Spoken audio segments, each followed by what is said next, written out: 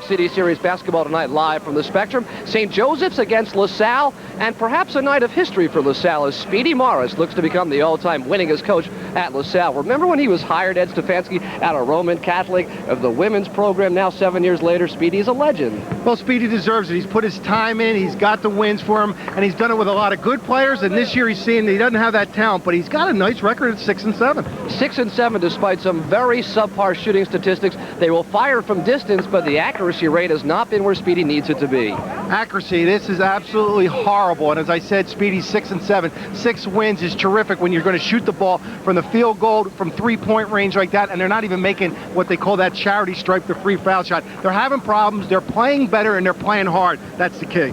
Meantime, at 54th and City Line, the resurgence continues. The suddenly sizzling Hawks have won 5 in a row. They're 9-2 for John Griffin, behind a likely A-10 Player of the Year candidate in Bernard Blunt. Well, Bernard Blunt's playing right up there, as you said, in the Atlantic 10 with McKee from Temple. He's doing it all, shooting the ball well from the outside. He's patient, getting other people in play. And I think that little guy, Mark Bass, has really helped him get going, because Bass shoots the ball from downtown, and he gives the releases some pressure when Rap Curry and he have the ball.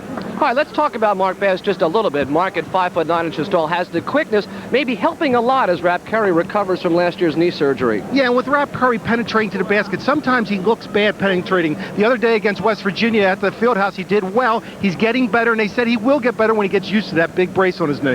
That's the setup. St. Joseph LaSalle coming up live from the Spectrum in just a moment.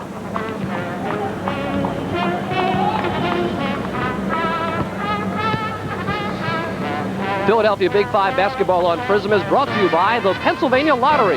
Lottery proceeds benefit older Pennsylvanians. And by your local Quality Plus Ford dealer.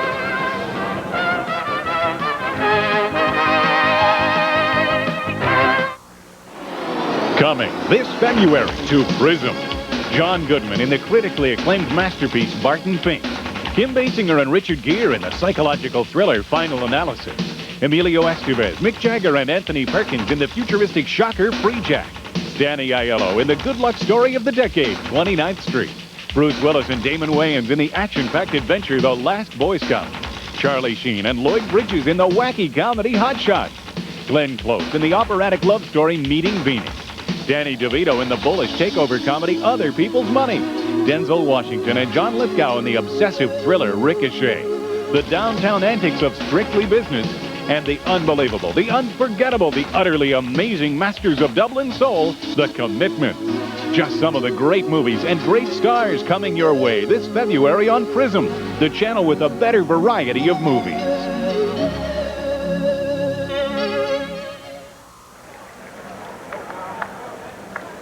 From the Spectrum in Philadelphia, let's go to John McAdams for tonight's starting lineups. Good evening, ladies and gentlemen, and welcome to the Spectrum America's Showplace. This evening, the Spectrum and the Philadelphia Big Five present a Philadelphia Big Five City Series doubleheader. In Game 1, the St. Joseph's University Hawks and the LaSalle University Explorers. Let's meet the starting lineups. First for St. Joseph's. At a forward position, a junior, 6 feet 3 inches tall from Syracuse, New York, number 12, Bernard Blunt. At the other forward, a sophomore, 6 feet 5 inches tall from Philadelphia, number 45, Bernard Jones.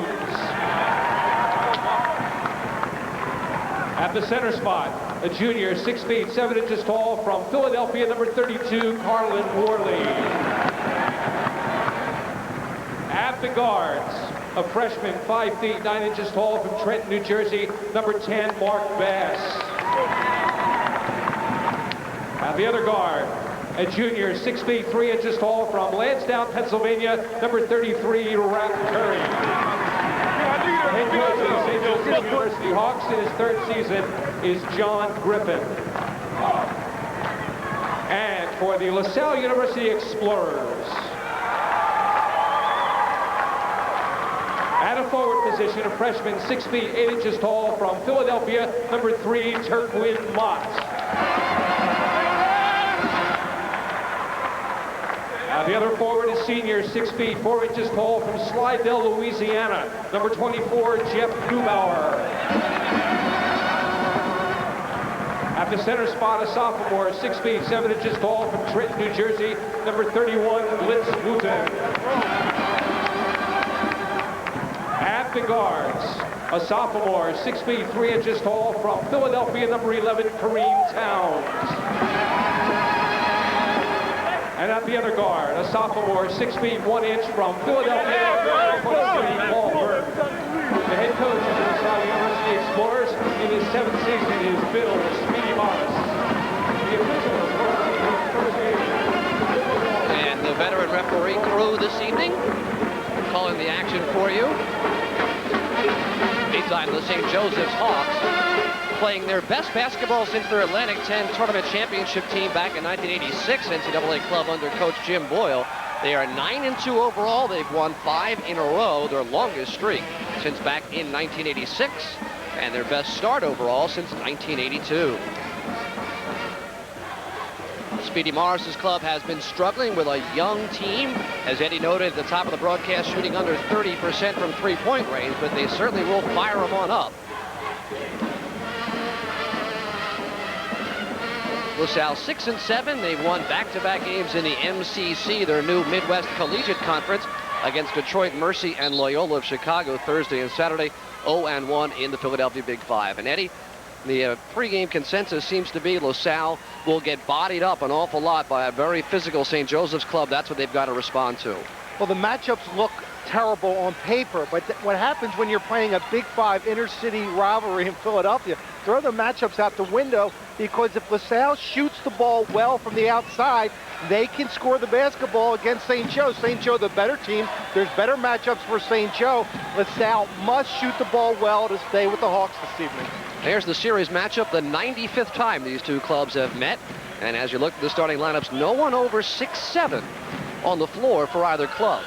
So it's Blitz Wooten and Carlin Warley. LaSalle officially the home club in their home gold trimmed in blue. St. Joseph's in their crimson and gray. Rap Curry accepts. And they'll go to work against a LaSalle zone defense. LaSalle in a 2-3 or a 1-3-1, looking for the corner there. It's just an unforced turnover between Rap Curry and Jones. John Griffin with the tap on the forehead. And extended pressure man-to-man. Well, straight man-to-man for St. Joe. They played extremely hard. They forced it out. They're playing a half-court man-to-man. A lot of times they like to play you hard within the three-point range. They know LaSalle likes to shoot the ball from distance. And Speedy starting his three-guard offense, just the second start of the year for Jeff Neubauer, and it looks like a straight-up stall. 10 seconds on the shot clock. Neubauer at the foul line. 2 fakes off the heel. Floorboard to Rap Curry, so they used 38 seconds before Neubauer got the shot. And that was a shot clock violation as it failed to reset on the shot by Neubauer. A little mind game early by Speedy Morris against his former player. John Griffin played for Speedy at Roman Catholic High School. Very close friends. A little mind game. He spread the floor, held it. He's going to think, is Speedy going to hold the ball the whole game? I doubt it. Turkland Mott, who had started every game but one, is on the bench to open up.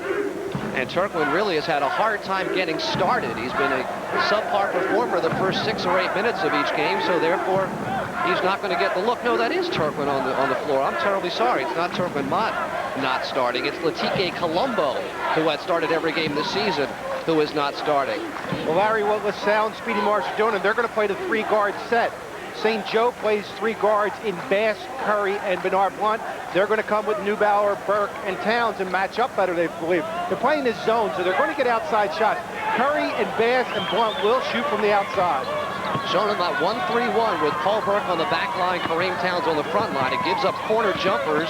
Blunt turns it over. Caught in the air, and here's Neubauer. 3 for Burke. Rebound Wooten. Well, so much for the patience of LaSalle as they fire down with Burke, but a good rebound by the sophomore Blitz Wooten to put it back in. That's Mark Bass with the basketball, right wing. And an exciting little performer he is. What a find for John Griffin out of Maine Central Institute, a prep school, originally from Trenton, New Jersey. Played high school ball with Blitz Wooten of LaSalle, number 31. The corners and skip passes, skipping a man, throwing a diagonal pass, should be open against a 1-3-1. Shot clock reaches 10. Curry. Back to Bass. Shot clock is at 5. Rapp has it knocked out of his hands by Townes. He's 1 on 3.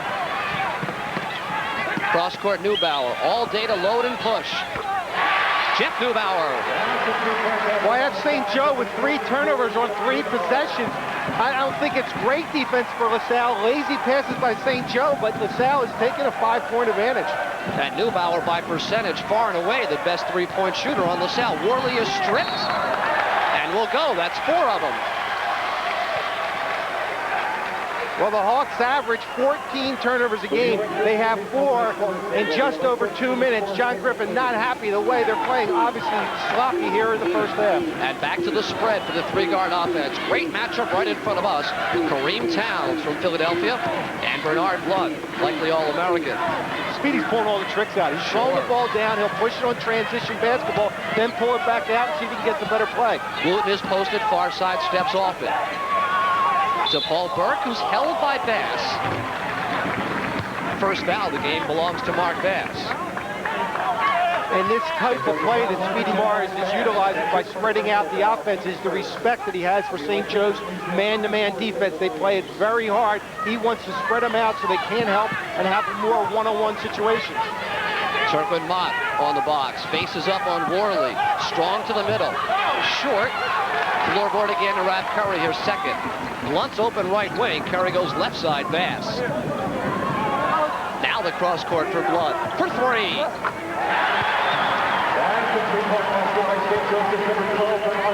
Great rotation. Strong shooter is Bernard Blunt. And St. Joe on the board at 5-3. A lot of good motion out of LaSalle, Eddie. Well, they want to spread the court as much as they can. St. Joe's, we said, plays a good man-to-man and helps each other out. LaSalle's trying to run that 45-second clock, get as low score as can. They do not want to go up and down in transition against the Hawks. Burke, left side to Mott. He can't hurt you from out there. Shot clock's at 12. Man balance here. He's got to bring it back to the middle. With the shot clock reaching 6, which is never usually an issue for LaSalle. Burke is short. And the leading rebounder in the city, Carlin Warley, sweeps the defensive weak side board. Bernard Jones fouled by Kareem Townes. Hard. A couple of Philly kids.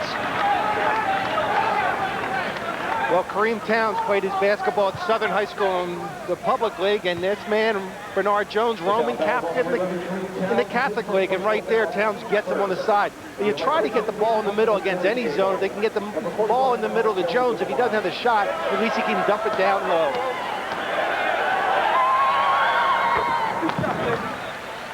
Bernard, a real good shooter, leading field goal percentage shooter on the club at 58%. 77% from the line as a pair. So we're tied early on at 5-5.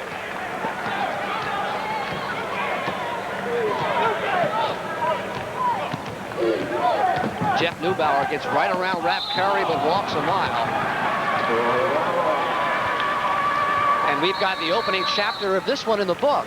LaSalle scored the first 5 points of the basketball game. St. Joseph's has forced the tie. We played 4:03 at the Spectrum.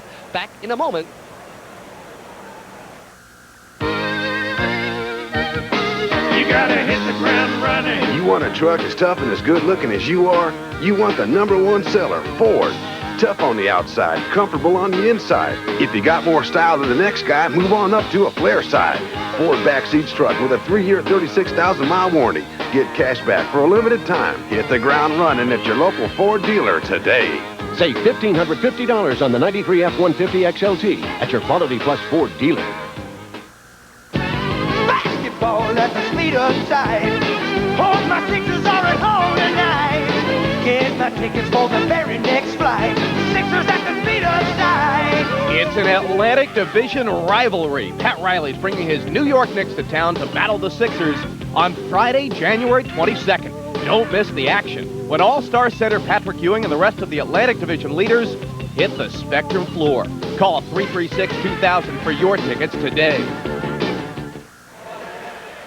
Got a terrific matchup in Game 2 of our Spectrum doubleheader coming up a bit later. Fran Dunphy at last can stand toe-to-toe with guys like John Chaney and his club. It's hard to believe because over the years, John Chaney, I don't believe he's not lost to Fran Dunphy, hasn't lost to Penn, and now coming in. But Fran Dunphy has a lot of guards that match up well with the players that Eddie Jones and Aaron McKee of Temple. Chaney looking for his 12th straight win over Pennsylvania. Speedy looking to break a little 2-game losing streak to his former pupil, John Griffin. Back underway. St. Joe's officially 1 for 1 from the field with 4 turnovers. LaSalle stays in that zone. Speedy can't be real happy. He likes the idea of the turnovers, but he's not up. He should have more points. And there's a Carlin Warley with a strong rebound, but he walks. Tough call on Carlin. Air ball by Blunt. And Warley a shuffle. Seems on transition, LaSalle will push it, try to get the quick shot if available. When bringing up the ball up the court, they will go in a 4-corner spread offense, trying to see if they can get a one-on-one opportunity. Townes over Blunt. And that is street-yard basketball. It's a good move there by Townes. He likes to go one-on-one. Behind the back dribble, gets the 2. LaSalle back on top now, 7-5. Blunt's working the far side as they overload against the zone. So you have to make some penetration against the zone. You just can't pass the ball perimeter. You got to get in the seams, make 2 LaSalle players cover you. The skip pass for Curry. The elbow jumpers around it out. Warley another board. Over Mott, block Wooten. 2-on-1. Townes with Bass will spot up. And 4 Hawk hands on the basketball means LaSalle keeps it. You know, I don't know about the shot, the percentage shot there. Kareem Townes could have just faked. Bass ran at him because he knows the scouting report says he won't drive to the basket. If Townes just hesitated, he could have driven right by Bass probably for an easy layup. Kareem holds off Blunt. Kareem averages 12 3-point shot attempts per basketball game. And he only makes about 3.5, so it's a relatively low percentage, right around 30% for Townes. But with this club, he's got to keep firing. Well, if you like offense and you like to shoot, Speedy Morris is the guy to play for because he'll let you shoot. Sometimes you think they're ill-advised shots, but he feels he has to play this in the 90s with this 3-point opportunity. Shot clock's at 15. Turquin Mott with Warley. Isolated left side. Power dribble. Off the hands of Paul Burke. Turnover number 2 on LaSalle. Well, there's an example of the tough man-to-man defense the St. Joseph's Hawks will do within the 3-point lane. Speedy not happy. Real bad pass by Turquin Mott. Tough pass. A little bounce pass would have been the trigger. And the 5th-year senior Donnie Shelton for LaSalle about to enter the ball game. But first, another 3 for Blunt. Clean as a whistle. Well, that's the problem. LaSalle has a matchup. They got to play in that zone defense. You have 3 good outside shooters for St. Joe. Someone is going to be open. Can you play box and 1 on them and have somebody follow Blunt? Nah, because I think Bass and Curry get off too easily. Near steal by Blunt. Townes wants him through the legs in the air. Hesitation. Oh, my. Well, it's a bucket, and it gets LaSalle up by 1, but I don't know if it was a great job. It's good defense right on there. Townes hesitated in midair. Blunt finds Jones on the baseline. And that's off the hands of Blitz Wooten. Looked like Carlin Warley hit it last, but we will stay here. Donnie Shelton in, Turquin Mott out at the 13-16 mark. We'll stay.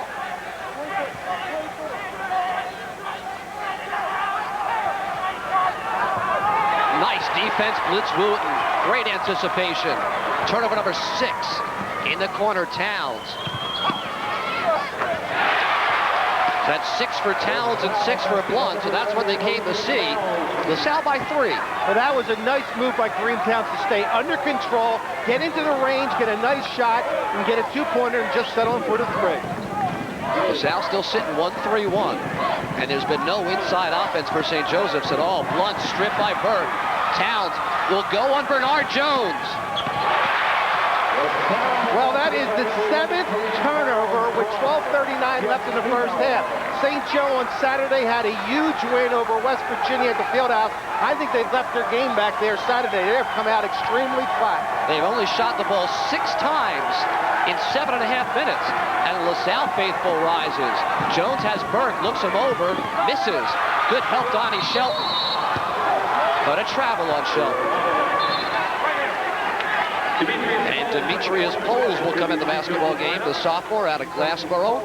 And he'll replace Carlin Warley.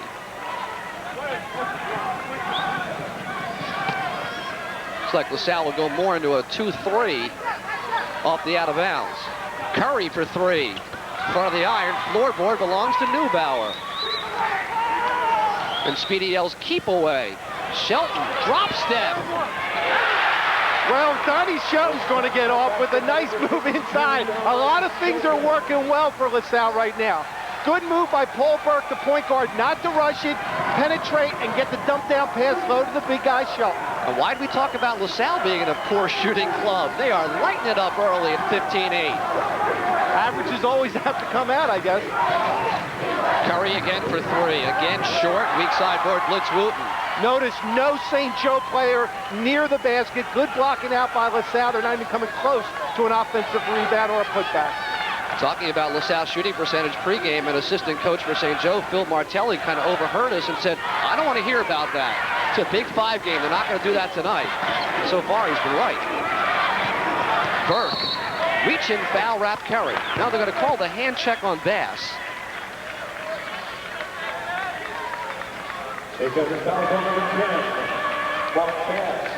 And chapter 2 now belongs to LaSalle Explorers, outscoring St. Joseph's 10-3 over the last 4.5 minutes of play, carrying a 7-point lead to the break. We'll be back.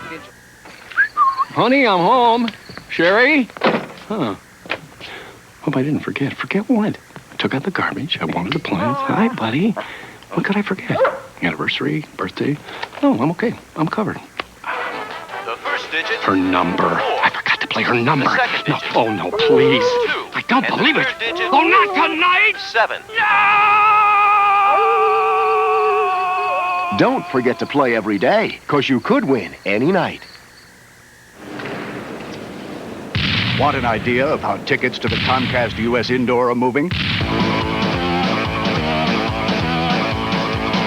This year, you can see #1 ranked Jim Courier, Lipton International winner Michael Chang, tennis legend Yvonne Lendl, and defending champion Pete Sampras battle it out. February 15th through the 21st at the Spectrum. But you'll have to move fast. Well, that's Stefanski. Turnovers leading the LaSalle points has been the storyline early on. Well, St. Joe's just killing themselves here this evening early, averaging close to 14 turnovers a game. They have 7 already, but there's a good pass and a smart move by Townes to get by the defense to get into a nice 10-footer. Here's another steal, quick hands by Paul Burke to Neubauer. Neubauer with his head up, sees Kareem Townes. Kareem Townes has Bernard Jones, the bigger guy, in big trouble and lays it in. So 7 turnovers, St. Joseph's, leading to 11 LaSalle points. LaSalle with just 3 turnovers, rebounding about even. St. Joseph's at 2 for 9 as LaSalle is on a little 10-3 run right now, gaining confidence as the first half unfolds. Now Speedy Morris is LaSalle Explorers showing another look. A double stack high with the one man. It's like a delay game. They'll just run that 45-second clock, hope St. Joe gets frustrated and lack of patience and try to get the layup. Donnie Shelton on the perimeter, off the ball foul called Bernard Jones, squeezing the hand of Blitz Wooten. Carlin Warley comes back in. Bernard Jones checks out. There's Carlin. I don't know if the fans could see it on TV, but Bernard Blunt was talking to Kareem Townes a little bit. We'll have a little wolfing and talking to each other. Blunt, the junior, likes to do that. I don't know if he'll get Kareem Townes from South Philadelphia intimidated. I don't think Kareem Townes will be intimidated. Let's see what happens. Blunt covering Kareem Townes. Again, the double stack. As the big guys stand in front of the little guys, and then either Neubauer or Burke comes off the screen. Here comes Neubauer.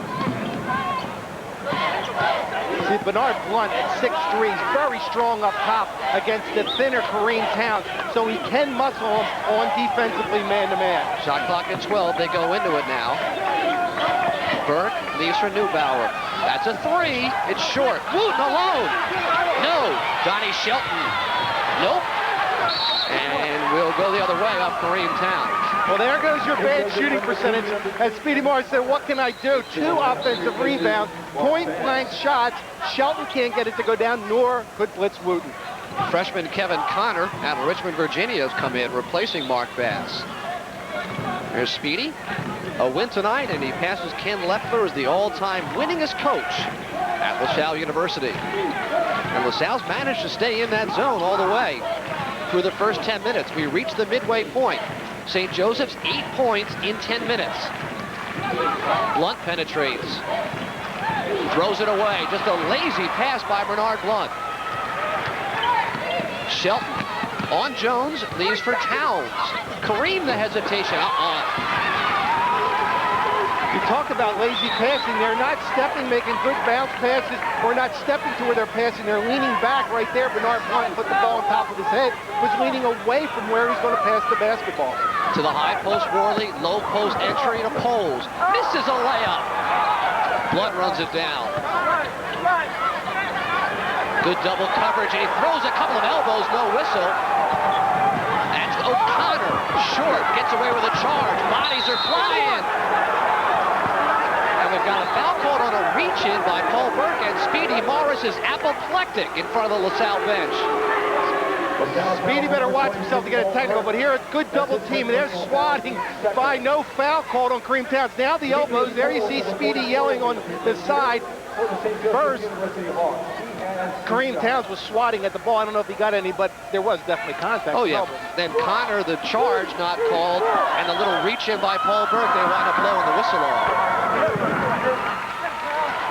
Demetrius Poles, the player of the year in South Jersey in 1991 out of Delsea. Let's see if John Griffin wants that some full court pressure. See if he can get LaSalle to get in a running match with them. His superior athletes against LaSalle. Play it one time, one. As you hear, we'll play it on this one. Poles' first point. Kept alive by Connor. Oh, that's another tough call for Speedy to handle.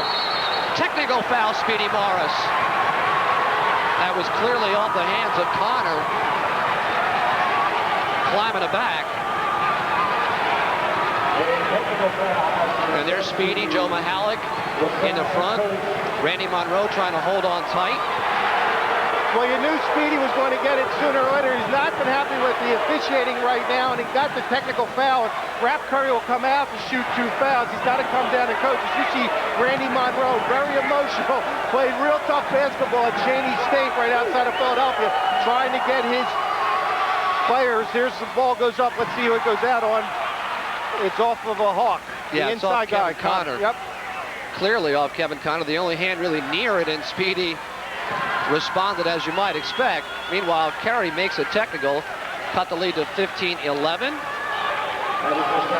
Well, what happened, it looked, there was Blitz Wooten was going over to the top of Connor. It looked like there was a hand up there, but it was definitely off on Connor. 15-11, LaSalle still holds a 4-point advantage. Speedy will go into that normal crouch. The tie's still on. Jacket's still on. Hair looks good. I bet you that referee's off his Christmas list next year, that Christmas card. And they've rotated to bring him over to the near side, away from Speedy Morris. O'Connor walks.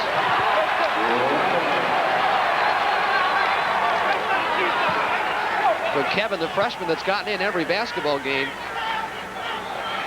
since the knees healed, turns it over. Only 9 turnovers already, believe it or not, on St. Joseph's. And a hand check foul on Connor. Substitutions coming. Bass and Jones return. Connor and Poles sit out.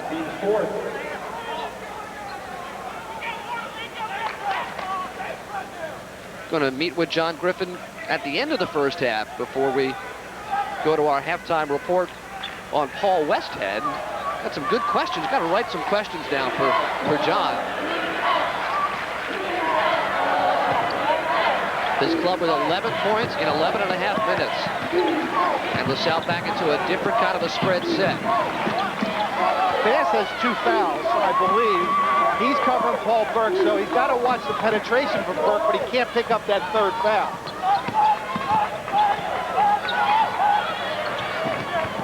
That's Burke to his strong side. Can't get the roll. Blitz Wooten. Can't get the layup. That is the third layup LaSalle has missed on good offensive second chance points. Speedy has really changed his substitution rotation tonight. We've not seen the TK Colombo. We've not seen Ray Schultz, both of whom get major minutes. Townes bodying up with Rap Curry. Foul called Kareem Townes. That's 2 on Kareem.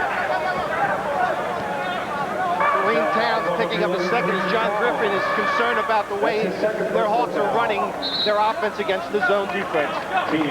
John Griffin collecting his thoughts as he prepares to address the troops. His club trails by 4 points midway through half number 1 from the Spectrum.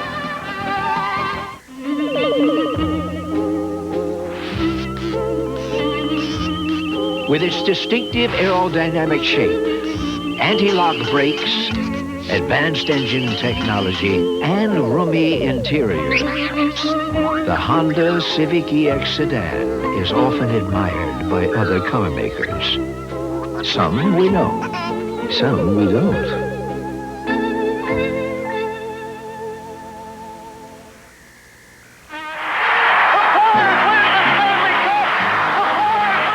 The Broad Street Bullies lithograph captures the heart and soul of the Flyers of the 70s. This limited edition is 24 by 36 and comes with a letter of authenticity. Only 100 copies come autographed. 200 unsigned copies are also available, but they're all going fast. To order, call the Flyers at 465-4500 and ask for the Broad Street Bullies lithograph. Don't get shut out. Call now.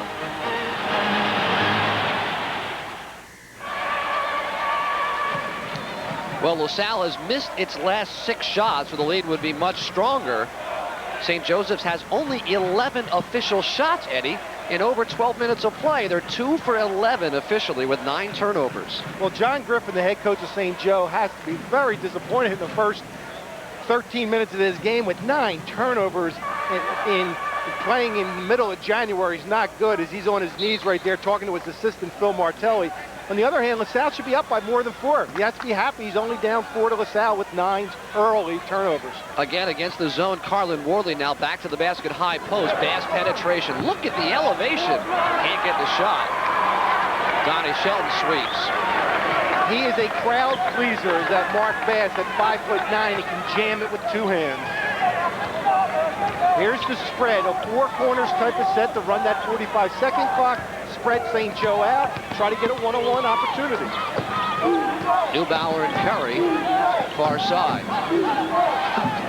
And Blitz Wooten does a good job to find an outlet for Neubauer. Shot clock now at 15. Game clock at 7:07, half number 1. Single digits. Blitz. Not his shot. Didn't really get himself square. No, it's not the shot they want. Again, now Jones at the high post. Blunt's made 2 from there. Not this time. Good strong rebound, Blitz Wooten. 5 for Blitz. And it's 1 and done so far for St. Joe. The Hawks haven't done on the offensive glass. LaSalle has done on the offensive glass, but they can't put it back in the hole. There's the matchup. Townes, Blunt. Off the glass! You know, and Blunt has not had his mouth moving. That may quiet him for a moment, as Kareem's got 11. The lead is 7. Good aggressive work on the perimeter by Kareem Townes. Kickball will reset the clock. Well, what's happened is LaSalle's playing a 1-3-1, which the 1 up top is an odd number. St. Joe doing the right thing, coming with an even number, Bass and Curry in a 2-1-2 type of set. The key is Curry and Bass have to make penetration in the seam. Right there, he's got to make some penetration, collapse the LaSalle zone. That's what they're not doing. You just can't pass the ball perimeter. And Jones and Warley have lots of space, but not getting the basketball inside. There's a bad pass. Again, Blunt the turnover, number 10. Got to throw a bounce pass sometimes. Bernard Blunt may have about 4 of those 10 turnovers. I don't have him individually, but he's not passing the ball well or sharply. Your other problem is when you make penetration here, if you dish to the corners, you got Blitz Wooten Shelton who are not going to shoot the outside shot. That's why St. Joe can attack. Neubauer, nice drop off for Wooten. Turnaround. Burke the rebound, saves it, but to Carlin Warley. So if you penetrate and double, where are you going for offense? Bass, ill-advised, a little bit out of control, but gets his own rebound. Curry way out, well short. Jones. Warley. Going to call that on Neubauer. So 4 opportunities for St. Joseph's. Yields a Jeff Neubauer foul. First time, really, LaSalle has hit the boards extremely hard there. There's the shot off, but again, they're staying on it. Bernard Jones and Carlin Warley, the leading rebounder in Philadelphia and in the Atlantic 10, keeps it alive and gets fouled. Team foul number 4 on LaSalle. See, now they're going to bring Carlin Warley out front. Very good passer, and at 6'7", can see inside. They'll dump him in low. The lane is completely open. They're in a 2-3 now. It looks like LaSalle's changed from that 1-3-1 to a 2-3. Mark Bass not even close. Off Bernard Blunt. And John Griffin is searching for answers right now. And I believe, well, he asked for a timeout and did not get it. So he's going to have to wait at least until the next dead ball with the 4:35 mark. The 2 players underneath the basket, Carlin Warley and Bernard Jones for St. Joe, can slough off of the LaSalle Explorers to take away the penetration of the guards. Now the 2 other guards coming out of St. Joe can play the outside shooters. So this is a tough offense for LaSalle. The man in the middle, one-on-one, is going to be the guy who's going to have to shoot the basketball. He's going to have to beat the Hawk defender right there. It's Neubauer. Good help by Warley. Warley can help because he's not worried about Shelton shooting the basketball. Shot clock is at 7-6. Wooten, and an off-the-ball foul, Mark Bass knocks Jeff Neubauer to the ground and really bails out LaSalle because they're 30 feet away with 5 on the shot clock. And that should be 3 on Bass, and he's going to get a seat. St. Joseph's fouls on the bench man, Mark Bass. That's his 3rd personal foul. He'll be replaced by Kevin Connor. Now that also helps LaSalle on their offensive end because Mark Bass is at 5'9", very quick and will play tight on you. Good move by Kareem Townes to get one off his feet. St. Joe has not been able to get the fast break game going. Warley. That's Connor, the freshman, with the knee brace. An even bigger knee brace on Rap Curry.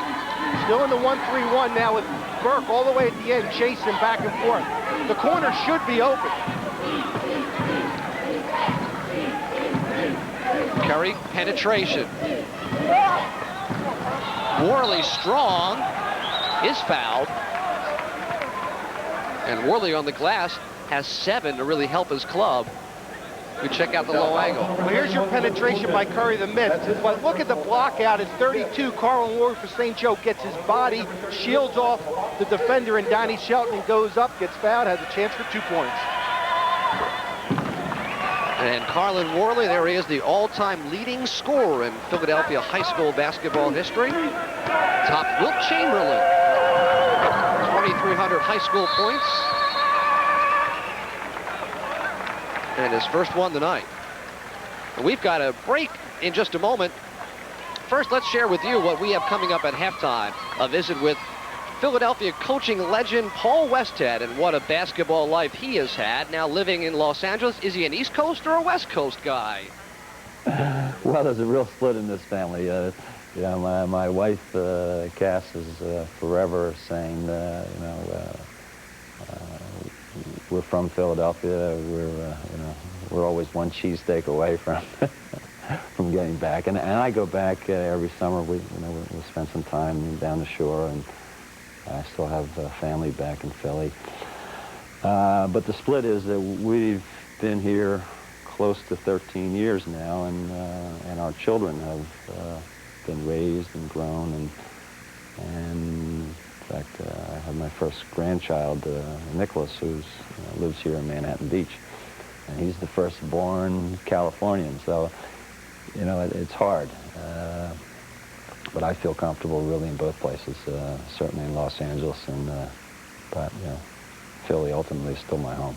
Well, I'll tell you what, Paul Westhead has had himself a basketball life. From LaSalle University to the Los Angeles Lakers, Loyola Marymount, he has had the highest highs and the lowest lows you can imagine. And you'll hear about all of it with the Bard, the former Shakespearean scholar at halftime. And you, of course, played against his clubs. Well, he played at St. Joe. A little. I'm going to give it to him. He's going to see the tape. He played a lot. He was a great player at St. Joe, and he was an assistant coach for the Hawks, and then he was the LaSalle Explorers, and he put in the system, the fast break up and down. In the 70s, LaSalle was going up and down the court with Paul Westhead at the helm. He's got a great line about his playing time. I don't want to blow for you. You'll hear that at halftime, too. Paul Burke. Over Connor. So Paul Burke has his first points. And the lead is back to 7. Well, that's where LaSalle's going to have to get their offense from the 3 guards if they're going to beat the Hawks this season. Demetrius Pohl's in the basketball game, and he's a big guy that can play on the perimeter and is not afraid to shoot out there. Looked like he might have dragged that right foot. Just a couple feet. St. Joseph's at 11%, Eddie. 2 for 18. Near turnover. Again, good defense for LaSalle, taking away some passing angles. Not good, hard, crisp passing by the Hawks here in the first half. Shot clock in single digits. Are they aware? Curry's got to go. Shot clock at 2. Turnover. And Burke is fouled by Poles. A kind of smart foul on Demetrius because Speedy likes to release Kareem Townes on deep rebounds and turnovers. He had a breakaway. And I'm sure Kareem Townes likes to release, as he used to call cherry picking. Cherry picking. Couple points, easy points, as Bernard Jones is going to check back in the lineup. For Demetrius Poles. Griffin is searching for answers. His team is playing very flat here in the first half. As we talk, 9-2, best record since John Griffin been at Hawk Hill. Came in on paper as a big favorite tonight, but this is Big 5 City Series and anything goes. 13 points in 18 minutes. Burke. Perfect. And Mark Bass is on the floor with 3 personal fouls, and Paul just ate him up.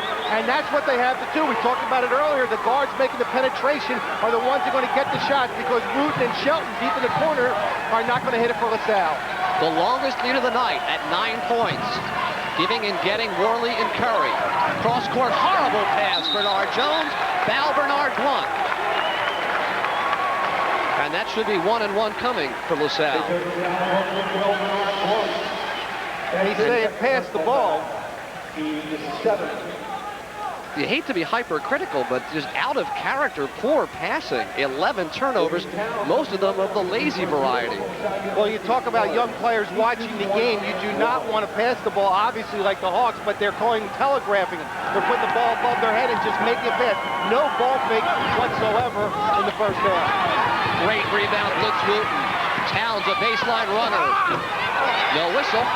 And here's a 4-on-2. First fast break chance. Bass in the corner. Short. Jones around and out. It's on the rim again to Jones. Fading and firing, no. Carlin Warley is finally fouled. Well, Carlin Warley did a good job. We talked about him being the leader rebounder in Atlantic 10, and he used his offhand. Watch this one. There's the shot by Bass. I don't know if we can see the next on Jones, but when Carlin Warley gets it back, he uses his offhand to push off to get the shot. Let's see if we can keep rolling it, and he'll use that arm right there to push off Neubauer. Good move. Legal play if you don't get caught. Good positioning by Carlin Warley. And called a foul on Paul Burke. Warley just a 59%er.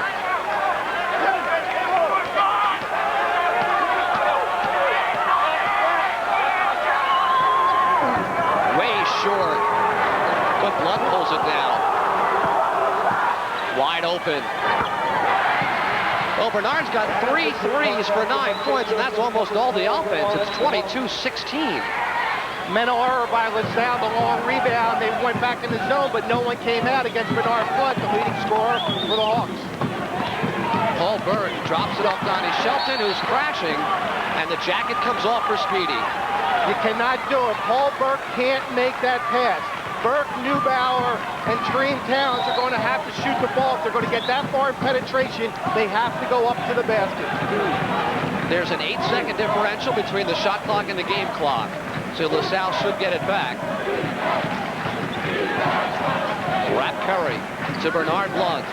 Thought about a three. Now will fire. Short. Carlin Warley bails him out, puts it in. Carlin now his first field goal. And the lead's only 4 points. And LaSalle can hold it for a final shot. Count it down with you. Neubauer throws it away. Gets it back. Paul Burke. Blocked by Bernard Blunt. With 4 seconds remaining. And look at Bernard elevate. Got Ray Schultz at the scorer's table. He's going to get 4 seconds of playing time. Don Shelton will come out. And we'll see what Speedy's got with 4 seconds remaining. Looks like a double screen coming for Townes, one on each side. Pops off, accepts, and gets a layup. Couldn't be any easier. And the first half comes screeching to a halt for LaSalle. A 24-18 surprising lead over John Griffin's St. Joseph's Hawks.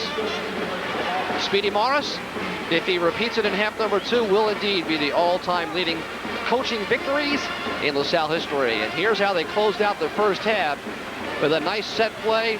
Townes splits the defense, lay it up, and good to give LaSalle a 24-18 lead. And again, Kareem Townes leading all scorers with 13 points. And these are the 2 easiest ones of the night.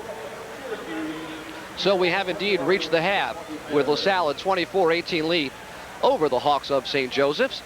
And the LaSalle Explorers have a lengthy tradition of great basketball, which predates our guest at halftime, Paul Westhead, back to Ken Loeffler and Tom Gola et al. But Paul Westhead, the subject of our halftime report. Paul, what a fascinating basketball life he's had. If it wasn't for a phone call from Jack Ramsey in 1962, he may never have gotten into this crazy coaching racket. Let's visit with the Bard.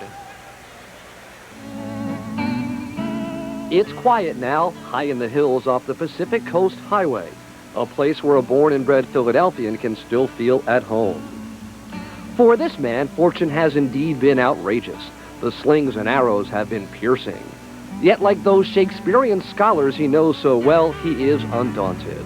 Through it all, Paul Westhead has a clear vision of who he is. He is a basketball coach. Well, that's what I do. I mean, that's, you know, that's been my profession now for over 25 years, and you know, I enjoy the thrill of the game. The name Paul Westhead conjures deep emotional memories on both coasts and throughout the basketball world. A Southwest Philadelphia native cut from the varsity at West Catholic, his basketball days began at Malvern Prep. He then convinced Dr. Jack Ramsey to make him a St. Joe Hawk in the late 50s. I went there with aspirations of being a great scorer, and I had a terrific outside shot, which I made about 4 baskets in my career. My scoring average was lower than my grade point average. But at St. Joseph's, the duality of his lifelong interest would be crystallized. Scholar, player, teacher, coach. After completing graduate school at Villanova, a young Westhead accepted a professorship at the University of Dayton in English literature.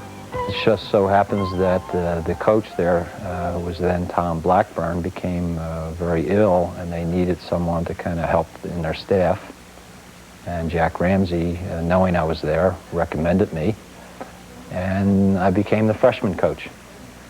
And that's, you know, was really the start of my coaching career. I really didn't go to Dayton, you know, thinking that somehow I would get into coaching. And then from that experience, I came back to Philadelphia and went to Cheltenham High School and was a teacher and a coach there for 5 years. His coaching credentials established, Westhead returned to St. Joseph's and led his alma mater's freshman team to a 21-2 season in his second year. And at the tender age of 31, the scholar was given his own program. as head coach at LaSalle University in 1970. Westhead led an era best described by 3 forwards. He inherited Ken Durrett, recruited playground legend Joe Bryant, and guided Michael Brooks to the National Player of the Year award.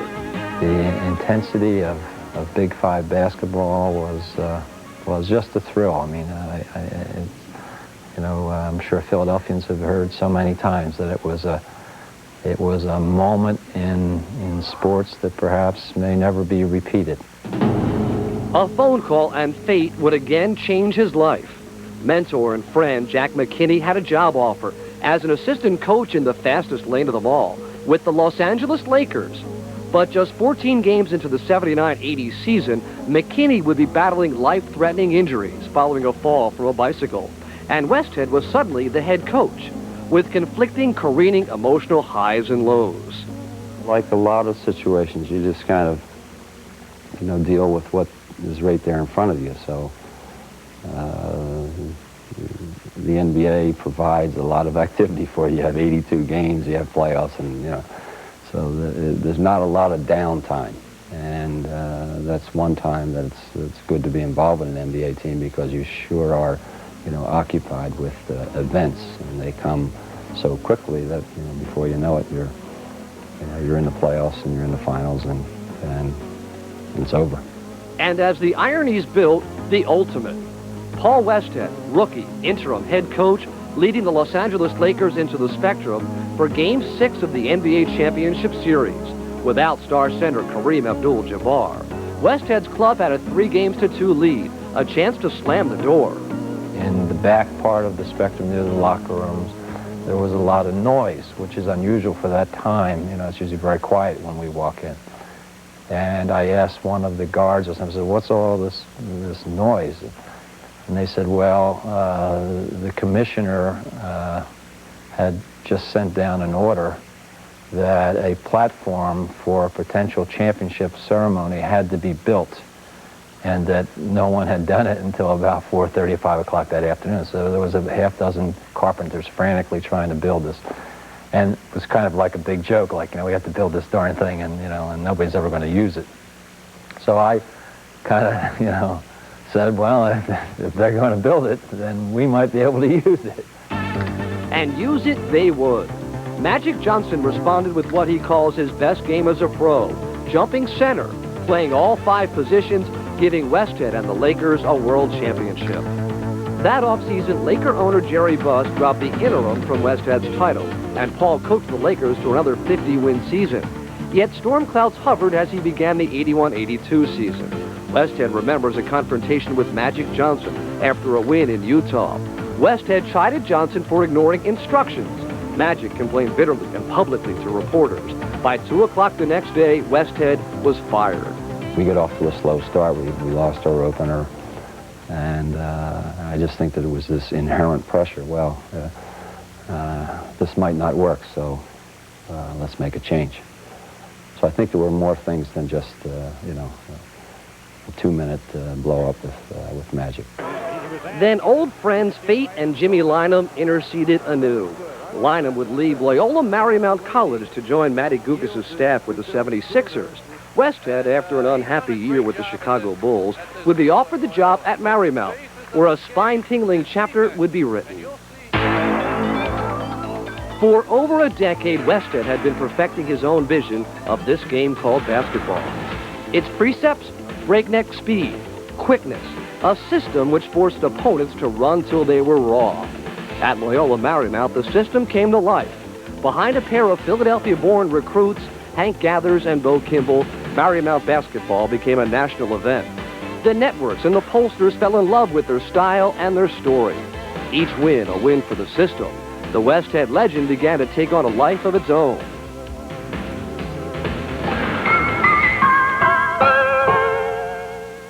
Suddenly, stunningly, it crashed. Superstar Hank Gathers would collapse in midcourt in a late-season game. He was dead within the hour. Basketball, Paul says, lost all meaning. The team came together on unconscious emotion.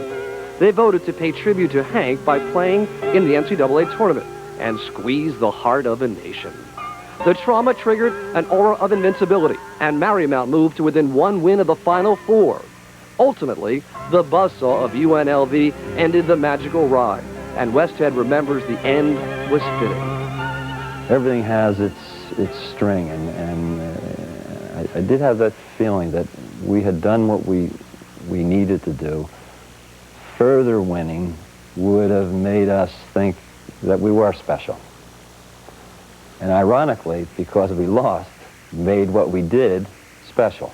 With his Marymount memories still fresh, the Denver Nuggets called and asked him to bring that style to the NBA. Some called it voodoo basketball, said he would ruin the league. The wins did not come soon enough, though. Westhead was fired after his second season, just as he thought it was all about to come together. So now there is time for reflection. It is family first. He and wife Cassie are grandparents now. He's teaching clinics literally around the world, bringing the running game with him, knowing he's made his mark on the basketball universe. The Bard of Southwest Philadelphia, the embodiment of California cool, this one-time world champion has seen it all and more.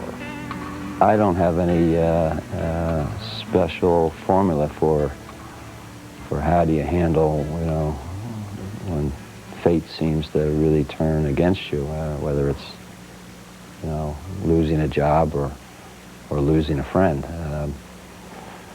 You just simply, try and get to something else that keeps you going. One of the advantages of coaching is that there's always another potential success next week. So you always have something to get after. Of course, there's always another potential failure next week. But it's kind of a game that I think keeps you going. And I think that's what's helped me. They call him Larry the Liquidator. Up 2 points. Up 2 points. He's a man who makes deals. Whoever has the most when he dies wins. Look, it's the American way. He's like something out of a comic book. Is there a Dunkin' Donuts in this town? I'm thinking about the donuts. Donuts? What's the matter? You're not interested in donuts? A man who stands alone. He now owns 12% of us. It's called a corporate takeover. I'm not going to commit suicide. Don't think of this suicide. Ugh. Think of it as euthanasia. A man with no equal. Financial News Network, here we come. Until now.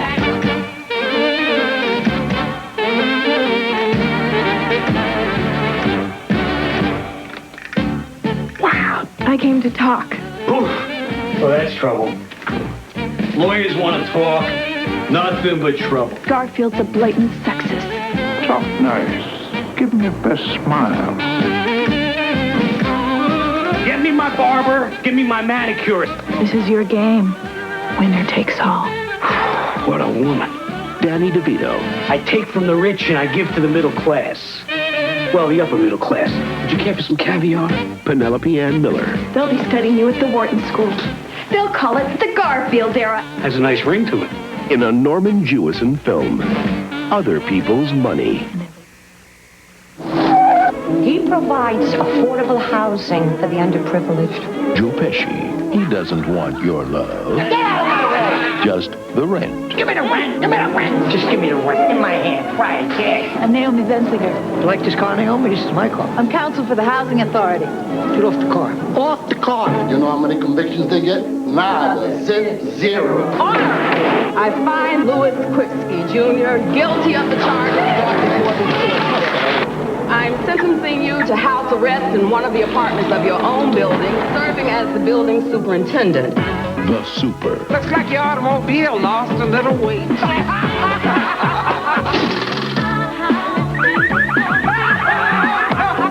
Now he's getting a taste of his own tenement. Academy Award winner Joe Pesci is the Super.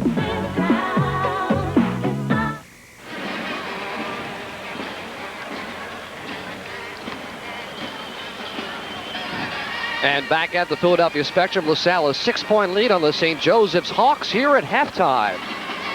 I'm Larry Rosen along with Ed Stefanski. You're the analyst. How could St. Joe at 9-2 shoot 16% for a half?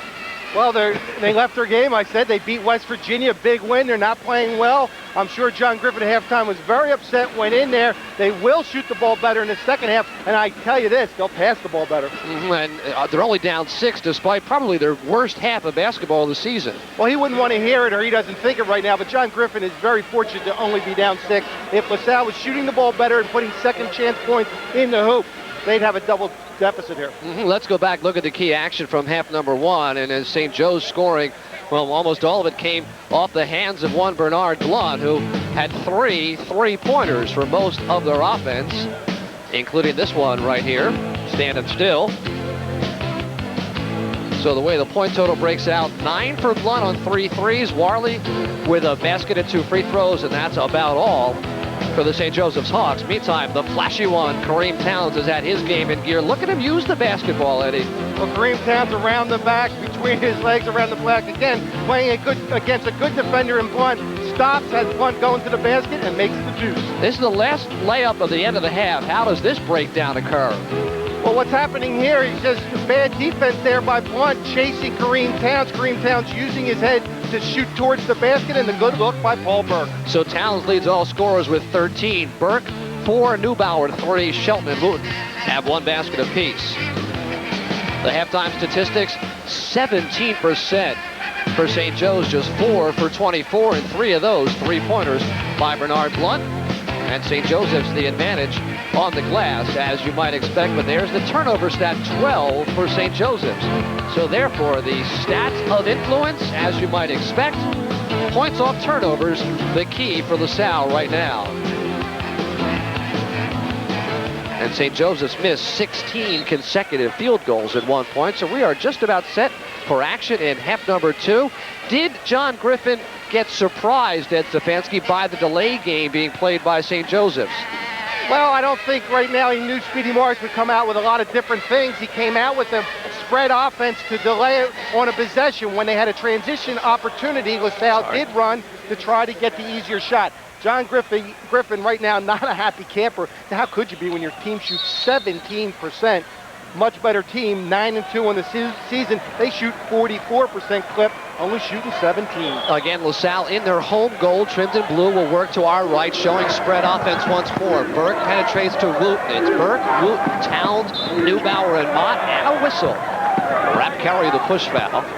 St. Joseph's in their road crimson, trimmed in gray, have their same starting 5. Jones, Blunt, Curry, Warley, and Bass. Bass with 3 personal fouls. Burke in trouble.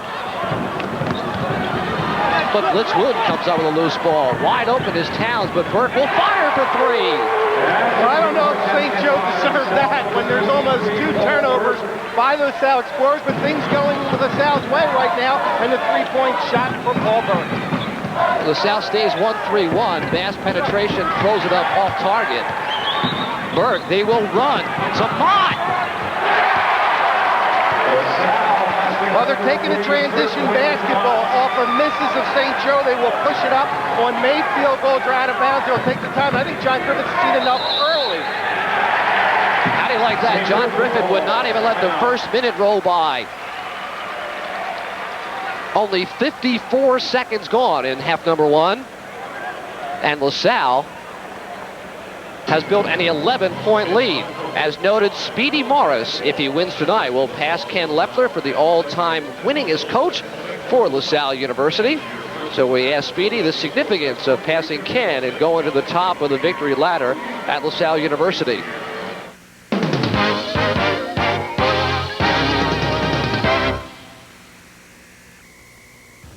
A mark of anyone's successful is somebody, and not only just in basketball athletics, somebody that can do something and be successful for consistently for how many years you're there. If you can be consistent and be successful, then I think you've got to be deemed a success. In this case, basketball. If we can continue to be successful, then whenever I leave here, I'll be happy about that. Not that I won't be happy to to this year overtake Coach Loeffler as the winningest coach in terms of number of victories. But again, I think you got to put it in its proper perspective. He was only here 6 years, you know, and this will be my 7th year. So it's not like we've been here a long time and have done it. So there's Speedy tied with Ken Loeffler, the coach back in the Goal of Glory days. He passed Paul Westhead, our halftime feature, earlier this season, hoping for win number 146 tonight. So John Griffin has had his say. Speedy Morris's club still sitting back in that 1-3-1 with Paul Burke on the back line. Well, Paul Burke with the back line is called the chaser. He has to get to both corners quickly with the swing of the basketball. St. Joe has just not had good penetration and has not passed the ball well at all against it. They do not look sharp. Very flat so far. Bass has a step-up three. Well, there was your penetration away from Bass by Rap Curry. He wheeled and dealed it right back to Bass, wide open for the three, and now St. Joe's picking up the intensity on the defensive end. Same matchups, Burke and Bass, Neubauer and Curry, Blunt and Townes. I think you got to give Paul Burke the ball, go one-on-one. Bass has 3 fouls. Try to get quick 4th foul on Bass. That would hurt St. Joe's offense. Shot clock at 20. As Paul Burke calls the 1-4, the 1-4 high set. Mott to Burke. Good 2-man basketball right there by Paul Burke and Turquin Mott. The pass to Turquin Mott. Mott used the big body on the screen on Bass and a wide open jumper for the sophomore Paul Burke. Curry penetrates to Bass once more. Back-to-back threes, Mark Bass. And that's a 2-man game down for the St. Joe Hawks. Again, the penetration, the kick back to Bass. The lead is at 7.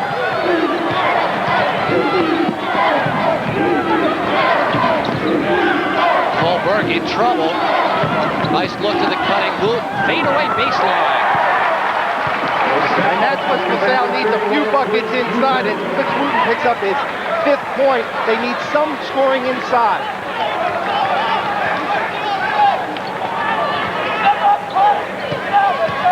Turquin Mott playing high post defense on Carlin Warley as Warley steps out. But they go over his back to Jones. First good interior pass by the Hawks all evening long as Bernard Jones from Roman Catholic High School in Philadelphia gets his 4th pass. Good assist by Rap Curry. You know, this tires the Hawks out too, playing man-to-man defense half court and trying to attack LaSalle. Fouls Kareem Townes. See, that may be one reason the way the Hawks are shooting the basketball. They're using a lot of energy playing strong man-to-man. LaSalle has spread them out using the whole half court, and St. Joe's chasing. And St. Joe does not go very deep in terms of minutes. Only Demetrius Poles plays double-figure minutes off the bench. Townes misses the first. Speedy talking to him about getting the legs into the shot. Townes at 69%. This is a pair. And Bass with the deep floorboard. So St. Joseph's still right there, down 7. And Bass thought about his 3rd three. Caught in the air, throws it away. Neubauer the save to Burke. To Townes. Nice fast break off the turnover as Kareem Townes gets his 15th point. But Paul Burke, the sophomore guard, set him up, handling the ball, holding it long enough for Kareem Townes to get open for the layup. Our stat man Bob Windheim tells us 13 points off 12 turnovers for St. Joseph's. Blunt. Wow. That one put a dent in the plexiglass as Blunt rushed it. I don't know if that's considered an air ball when he smashed it back. That was more of a brick. Yeah. And believe me, Bernard Blunt, he's not upset about that. He's a shooter. That last shot is history in his mind. He'll come back firing if he's open. Right now, Bass has got 3. Paul Burke's got to make a move in there. They're trying to backdoor Kareem Townes to sleep. Yeah, Mott had it set up and had a dirty look for sophomore Townes. Well, Burke and Mott were on the same page, and Kareem Townes in a different chapter there. Leading back to a cut of his man. There you see the shot clock. Mott a screen, Burke a 3 off the front of the iron, and Blunt with a good defensive rebound. They come 5 on 4 as Townes trails the play, so Curry's got all day. And another transition basketball play by the Hawks. A good move there by Rap Curry. Only 5 points on the evening, but stakes it and takes his patience. We played 5 minutes, half number 2. The lead is still at 6 points for LaSalle. 6 and 7 overall are LaSalle. St. Joe's comes in 9 and 2. And they are certainly shortening up this game. Wooten now looks for the back-cutting Townes. Mott on the box, steps away. Carlin Warley follows him out and fouls him. Yeah, I don't think Carlin Warley's going to be able to play defense that far from the basket. Carlin Warley at 6'7" is a good defender, but that's 40 feet from the basket, and he's not an offensive threat, is Turquin Mott. And the shot clock's in single digits. Mott's in a bad spot, so John Griffin not pleased. But John Griffin likes the aggressiveness. He didn't have that in the first half. Now he has the team playing hard man-to-man defense. Neubauer needs help. Over the top to Turquin Mott. Back cut Neubauer. Lay it off. Wooten 8 feet away. Good passing by the Explorers there. They were in trouble as Neubauer picked the basketball up. Well, Blitz Wooten, good cut, gets the 2 points and his 7th point. And Blitz missed a couple of first half layups, has his last couple of baskets.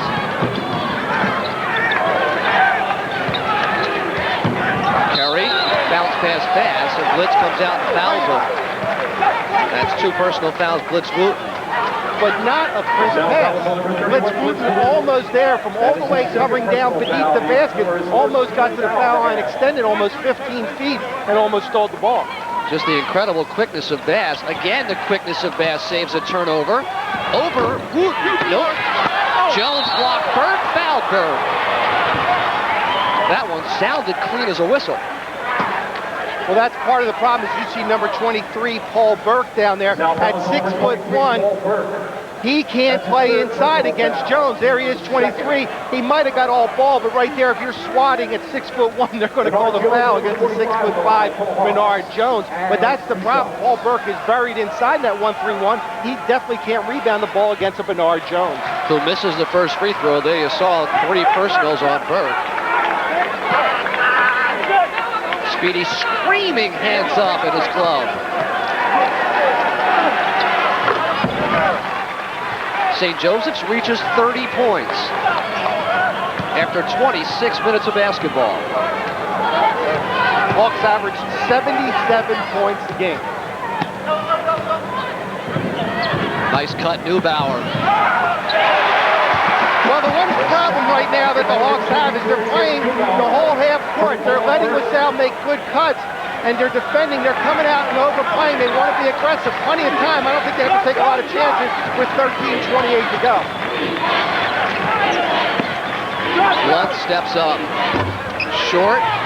Look at Bass keeping alive at 5'9". Jones off target. Wooten has it go up. His hands to Bernard Blunt. Well, Mark Bass, the last few possessions, the smallest man on the floor, has kept it alive for the Hawks to get second opportunities. That's Bernard Jones, deep right corner, dribbles out to the wing. Blunt will turn on Burke. Line drive short, Turquin Mott. Oh, and Bernard Blunt threw a little extra contact into Turquin Mott, and Turquin just stepped off it right away.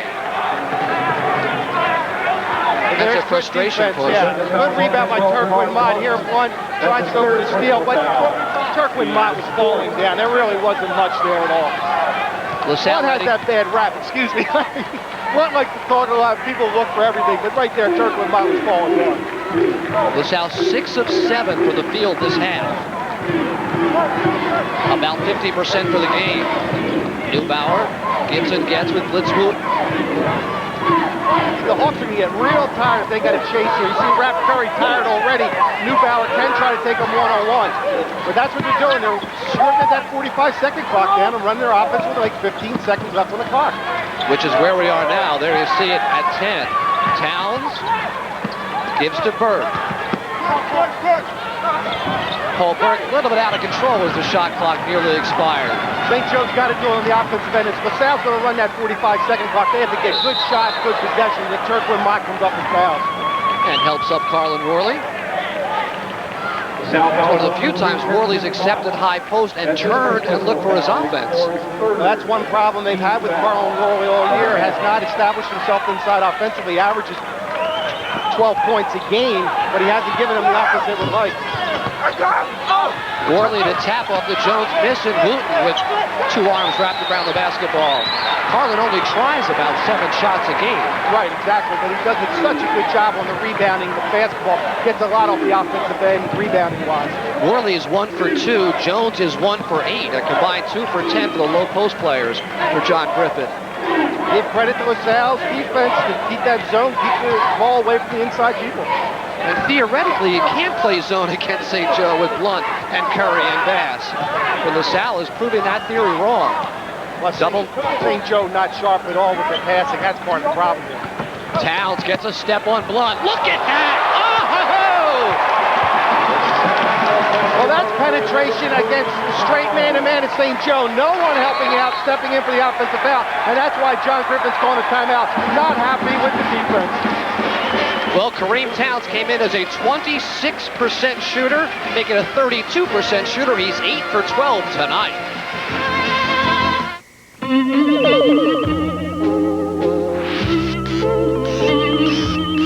With its distinctive aerodynamic shape, anti-lock brakes, advanced engine technology, and roomy interior, the Honda Civic EX sedan is often admired by other car makers. Some we know, some we don't.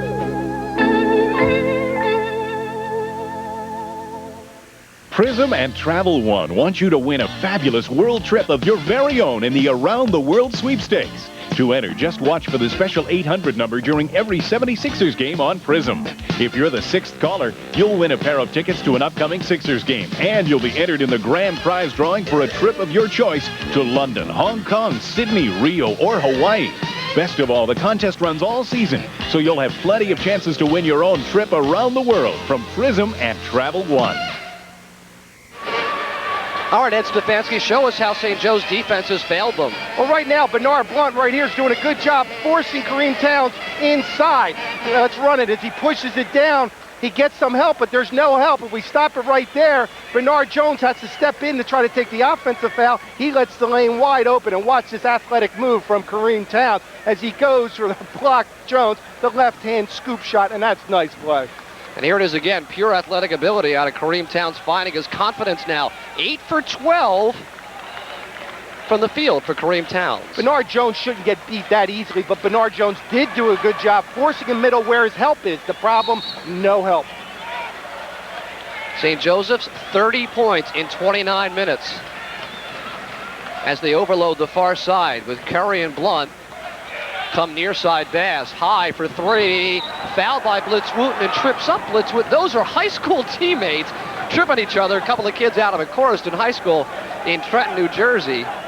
Well, Bass was mad, and until he saw his Blitz, he said, Blitz, that's okay. We're going to talk to each other all summer. I'm only giving you a foot. I've been over your house so many times, your mom won't let me in anymore if I don't pick you up. So here's Mark Bass, who came out of McCorriston as the all-time leading scorer before going up to Maine Central Institute for a year of prep school. And he's almost a 20-year-old freshman right now, 2-time freshman of the week, and the #1 free throw shooter in the Atlantic 10. Hawks have stayed straight man-to-man all night. Let's see if they make a foul shot. The 3 foul shots, if John Griffin will try to change up. John has stayed in that half-court aggressive man-to-man, but with LaSalle spreading it out, they've gotten good opportunities, shot opportunities. Oh, he misses one. And Warley buys a rebound, but Burke winds up with the basketball. Townes has a step. Good defense pass. Not a good decision by Paul Burke. He had to step, but it was a long bounce pass right here. That's a good hustle back by Bass right here to get it on there. Burke may just bring it out. Again, he has the advantage, a 9-point lead with 10:52. Here you go, though. LaSalle will just get it and spread the Hawks out, try to make good cuts and go in a one-on-one game. Tough to double team against this? Yeah, well, they're going to let people open, but they're going to have to soon. There's good straight defense, and they almost get the turnover. Townes with Curry to Neubauer all day to push it. Front of the iron. Foul Turkland Mock. That's 2 on Turk. Well, the decision was Bernard Blunt went for the steal way in the backcourt. LaSalle had the numbers. 5 on 4. They got a good shot by Neubauer. LaSalle has to take the shot. As you see, Turkland picks up his second. This is the end that St. Joe's got to do it. They got to put points on the board. Demetrius Poles has snuck into the basketball game on us. I tell you what, if they get some points on the board, I would just stay back. I would not come out and play LaSalle. Let them run down the clock a little bit because I think St. Joe's getting tired playing that aggressive man-to-man. Bass is open left corner. Curry goes interior look to Warley. And now they press. And right over the top to Townes. Fouled by Warley.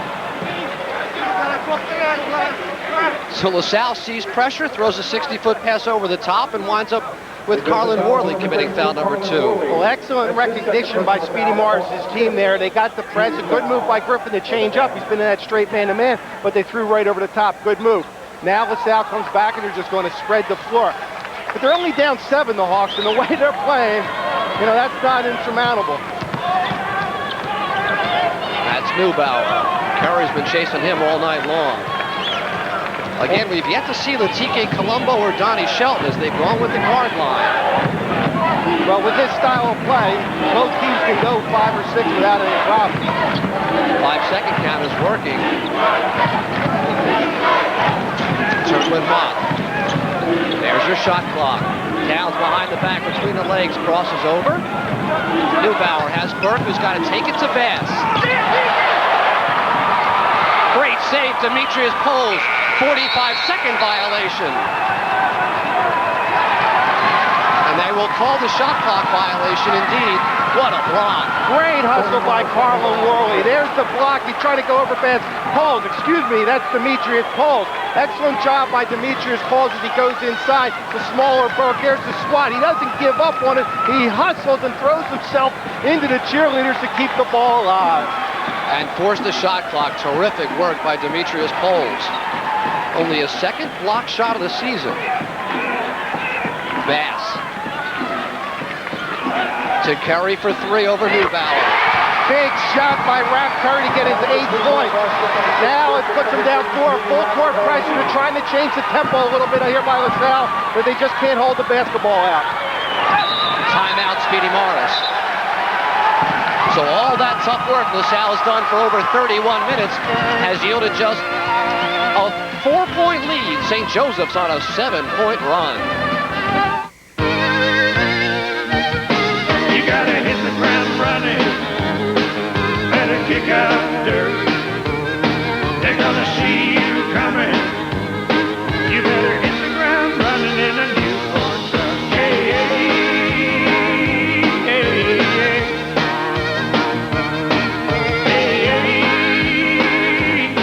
Save $1,900 on the 93 Explorer XL 2-door Sport at your Quality Plus Ford dealer.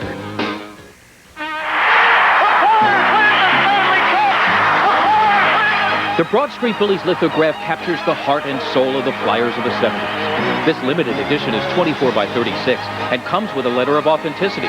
Only 100 copies come autographed. 200 unsigned copies are also available, but they're all going fast. To order, call the Flyers at 465-4500 and ask for the Broad Street Bullies lithograph. Don't get shut out. Call now.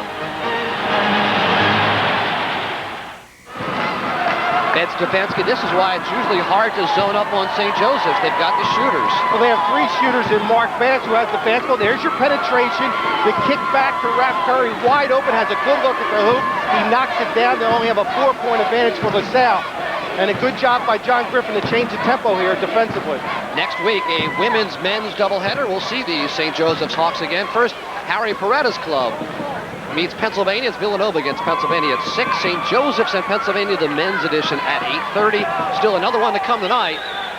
Pennsylvania against Temple, the second game of our doubleheader.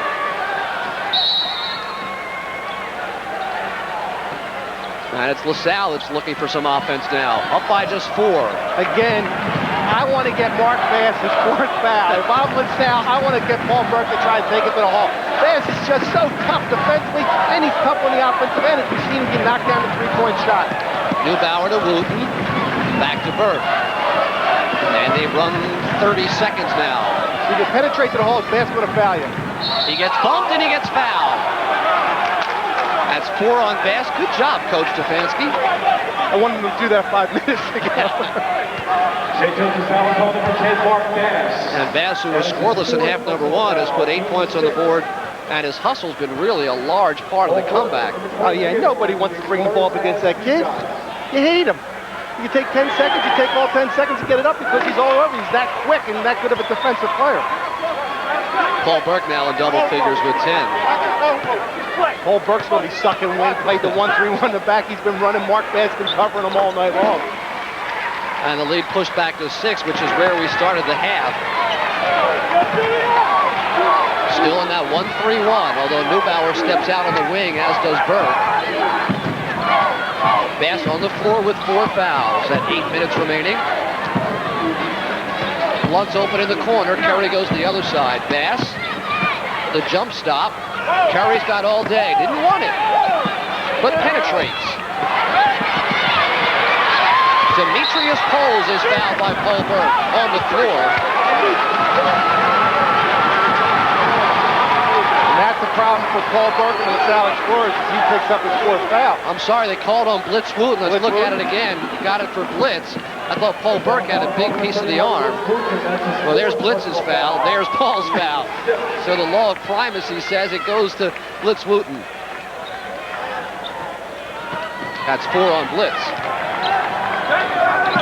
St. Joe got the ball a couple times into Carlin Warley. Good passes from Curry up top. Let's see if they can get it again. Poles at the foul line. And Wooten skies. Blitz Wooten has played a real nice game on both ends, rebounding the basketball for Speedy Morris. Leads all rebounders with 9. Now, Bass, they switched up. John Griffin switched up Mark Bass on Neubauer. Rap Curry's got Burke. And Rap Curry, I don't think, can stay with Paul Burke in terms of outright quickness. I'd still go back to Neubauer. See if Bass will pick up his 5th foul. Double screen for Townes. Airballs it. Shot a 23-footer from 21 feet away. And it's Bass. Blunt, who's been quiet half number 2.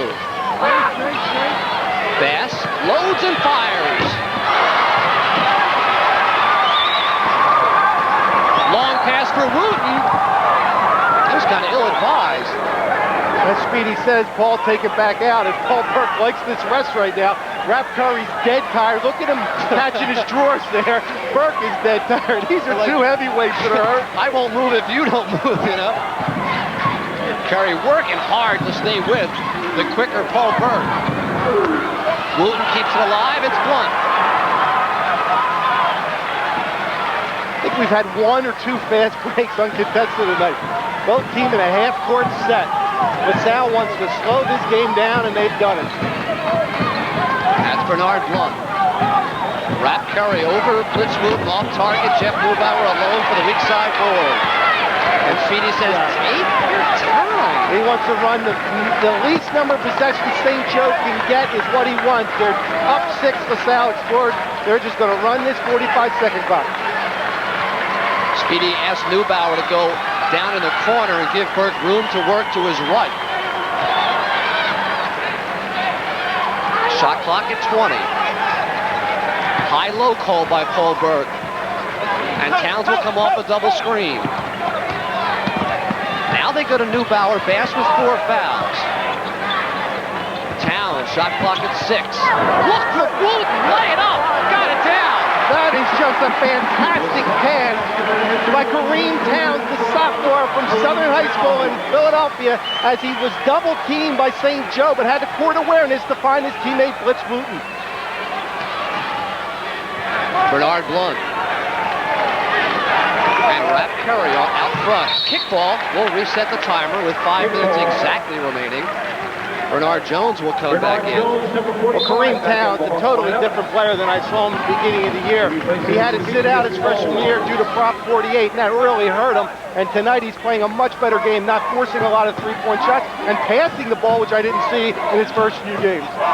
He had a 35-footer at the buzzer to force overtime against Detroit Mercy, and that may just have turned his season around. Tough sitting out a whole year, not practicing with the team or playing. Bass had it knocked away by Townes. Good job to find Townes. Bass is going to have to let him go.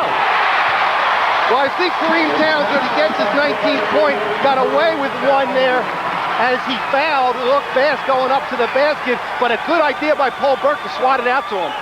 Bass is fouled by Turpin Mott.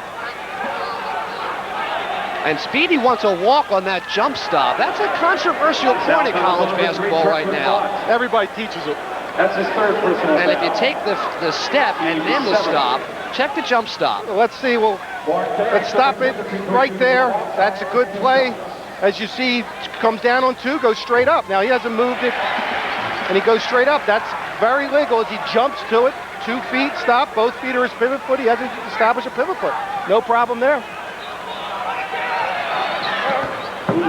Bass hits the second free throw. He's missed a couple of foul shots tonight, and they've got to go pressure. Townes, 2-on-1. Looks over Carlin Warley and pulls it back out. Now that's not the Kareem Townes in December of 1992. That's going airborne. Tonight, Speedy has him under control, and he's playing a very good game against the more talented Hawks. The swat by Curry, but it goes to Turpin Mott. Cutting is Burke, and Bass is out of the game. Paul Burke's got to put that down. He's mad at himself. He had a 3-point opportunity, wide open layup, but he's done one thing. Mark Bass got him out of the game. And some great interior passing by these LaSalle Explorers, including this look for the cutting Paul Burke. Well, Turpin Mott under patience. There's your good cut. Not good defense by St. Joe. A lot of reaching, but they're playing half court again, and there are a lot of good cuts by the LaSalle Explorers. How about this? They gave that foul to Carlin Warley on the reach in. Okay, maybe they called it earlier, I guess. So it had to be on the step because Bass was in the air with him. So Carlin now has 3 personals, and the lead is 11. Paul Burke now with 13 to join Kareem Townes in double figures, and not a single Hawk in double digits. Now Ralph Curry is. Well, that was crunch time for down 11. They got to be worried if you're a Hawk fan, but Ralph Curry, the junior guard, comes down and nails the 3, and there's a turnover. Nope. Oh, great rundown by Jeff Neubauer. Turpin Mott to Townes, who shoots it early. That's a good shot, though. He's wide open. Great rebound, Mott, and the foul. You like that shot, huh? Yeah, I mean, that wasn't a bad shot. He was wide open, and the kid is got to shoot the basketball. We can't have him do everything absolutely perfect. He's wide open. He's got a clear look at the basket. It's right in and out. You know, if it goes in, great shot, right? But Turpin Mott, the freshman from Glen Mills High School, does a good job staying alive, rebounding against a good player in Bernard Jones of St. Joseph's. Turk now with 3 points. You can't harness this kid too much. He's played almost perfect tonight. He really has. Only 6 turnovers for LaSalle tonight. Mott won't get the roll, so the lead is 9 at the 3:30 mark.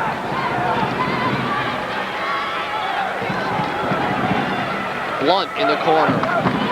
Good aggressive chasing by Paul Burke. Blunt from deep.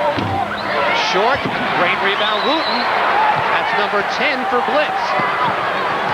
Down 9 with 3:10 left in the contest. Again, they're spreading them out. Now Bernard Blunt is on. Paul Burke goes right by him. And he's fouled by Carlin Warley. It's tough to play this whole court defense when you're not getting help in there. The big guy, Warley, might be tired. He's got to come and show some defense. It's not going to be a big deal who's ever in the middle. If we can stop it right, as we see right now, keep going a little bit more. Stop. There's nobody. There's Jones playing his man, and over here is Carlin Warley. They have to step in and try to get the offensive foul. But we go on. It's wide open. Carlin Warley way late to foul him. Burke has hit the first. The lead is still 10. You like that little new toy we got for you? Oh, it's great, but they're getting a perfect lane for those South Explorers to go down the hoop. Well, LaSalle has played nearly picture-perfect basketball. Looks like John Griffin's going to do a lot of work to keep that winning streak alive. Back with the closing stanza next. I'm going to cross the street, get some coffee. Joey, Joey, bring me back the coffee. And play my number for me, too, huh? 235. 235? Got it. 235. Look out! 235. 325. 325. Oh, hello. Whoa! 253. 253. 253. 235? You can win no matter how your daily number comes up. Now what do I do? Box it. Box it. For more ways to win, just say, box it. Basketball at the speed of sight. All my Sixers are at home tonight. Get my tickets for the very next flight. Sixers at the speed of sight. Be there for the confrontation between the Sixers and the Pacers on Wednesday, January 27th. You can witness all the action as the Sixers outpace Indiana's Detlef Schrempf and Reggie Miller. Reserve good seats today by calling Ticketmaster at 336-2000. Well, let's check some of that terrific late-game execution by the LaSalle Explorers, Eddie. Well, Neubauer makes a nice pass to Kareem Townes. He uses Blitz Wooten screen. There's your double team. Great pass against three defenders of St. Joe. The pass by Kareem Townes, and they get the nice roll off the rim. And here that little tip that started the fast break off Bass. Well, I thought there might have been a foul on Kareem Townes, but look at Paul Burke, 23, smart enough to keep his head up to swat the ball to Townes. Bass has 4 fouls. He can't afford to foul, and Townes is showing the South Philly crowd what he did in high school. St. Joe shooting 3 for 9. Blunt, Curry 3 for 10. Wow, Bass 2 for 9. Jones 1 for 8. Horrible shooting for the St. Joe Hawks. And they cut the lead to 4 at 41-37 with about 9 minutes remaining. And there's a lazy pass by Bass Steele, and Townes got a party. That might have done it. Even though there's 2:48, just the way St. Joe is attacking his zone, they're not getting a lot of possessions, and especially second chances. They got to crash the boards. Bass. Lay it up and good mark Bass. And here they go into full court pressure. John Griffin's out on the floor. Mott in trouble, fouled by either Jones or Curry. Going to call that on Bernard Jones. Well, it's going to be a parade to the foul line. LaSalle's going to have to shoot the foul shots, and what are they shooting? 61%. Coming into the game, they weren't shooting anything, though. So Speedy Morris will cross himself before the foul shot and hope that it goes in. Their best free throw shooter's been on the bench all night long, Ray Schultz. He may get some late game minutes. Doubt it. Well, he did that against Loyola. I'll give you a dinner if he gets in there. Okay. Because God knows you won't reciprocate. I'll give you some of my grape juice if he does. Mott misses the first. And the second, there's Ray. Doesn't look ready to go, does he? I don't think these 5 guys are coming out unless they foul out. Bass looks to split, finds Curry, up and under, wrap is short, and out of bounds off. Oh, it looked like off Demetrius Poles, but we'll stay. Well, Rap Curry there just couldn't finish it off. Again, remember that knee surgery, just couldn't make that explosive knee move to the hole, but he had to move. Bernard Blunt scoreless in the second half, Eddie. Well, give credit to LaSalle. Curry way out. 2 minutes remaining. A 9-point LaSalle lead. Timeout, Paul Burke. No, they're not going to give him the timeout. They're going to call a 5-second violation. Good shot by Rap Curry. Excellent man-to-man defenses. Speedy needs a timeout here. And he gets it. So the lead remains 9 points for the LaSalle Explorers. Speedy Morris doesn't want it to slip away. He's that far away from becoming the all-time winningest coach at LaSalle University. He provides affordable housing for the underprivileged. Joe Pesci, he doesn't want your love. Get out of my way! Just the rent. Give me the rent! Give me the rent! Just give me the rent. In my hand, fried cash. I'm Naomi Benslinger. You like this car, Naomi? This is my car. I'm counsel for the Housing Authority. Get off the car. Off the car! You know how many convictions they get? Nada. Zero. Order! I find Louis Quipsky, Jr. guilty of the charges brought before this court. I'm sentencing you to house arrest in one of the apartments of your own building, serving as the building superintendent. The Super. Looks like your automobile lost a little weight.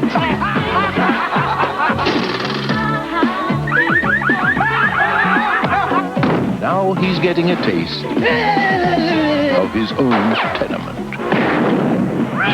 Academy Award winner Joe Pesci is the Super. Well, I guess those poses for Fran Dunphy and John Chaney kind of tell the story of the personalities that we can expect to see on display in Game 2. The quiet, subdued Fran Dunphy and the always feisty John Chaney, Game 2 of our doubleheader coming up at 9:30 tonight.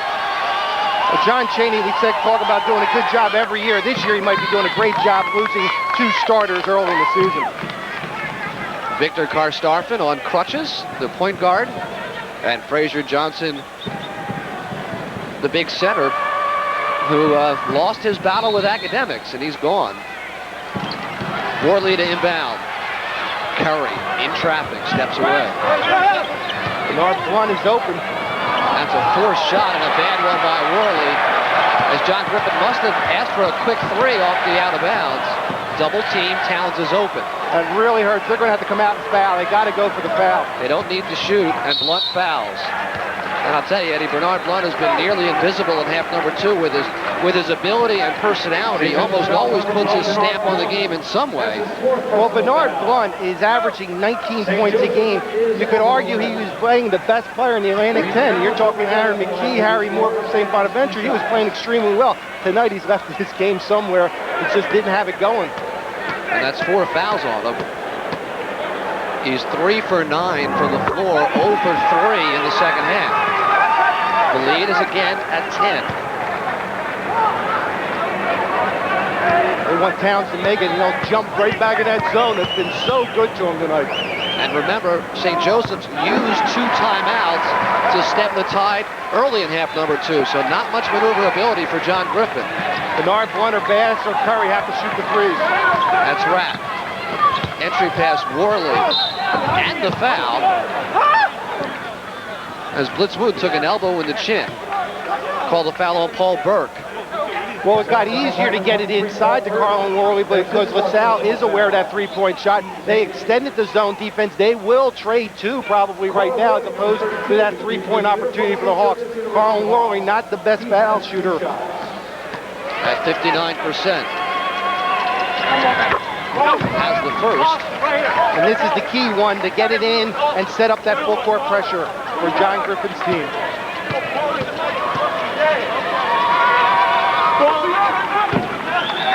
A 9-point ball game. Neubauer can do that off the make and goes to Burke. To Townes. Well, that's a good move, Kareem Townes. You're maturing. Well, Blunt's got 4 fouls. Bass has 4 fouls. And neither of them want to commit it. Curry's got 1 to give, but doesn't. And Bass does. Now that's his 5th. That is indeed his 5th. And it's now 2 shots for everything the rest of the way for LaSalle. And Mark Bass, an exciting player that we're going to see an awful lot of the next several years, has fouled out of this one. Kareem Townes, 24 points, has handled the basketball, done a real nice job. 11 points as Mark Bass going to check out a lineup. But this is not the Kareem Townes who started his sophomore season in December, throwing up bricks, shooting the ball, ill-advised times. He's just played a real nice all-around basketball game. You know, LaSalle came into this with many more turnovers than assists on the season. You don't see that too often. You don't win like that too often. And Kareem had a similar ratio himself, but he's played a stellar floor game tonight. And Paul Burke has been flawless on the free throw line. 6 of 6, 7 of 7.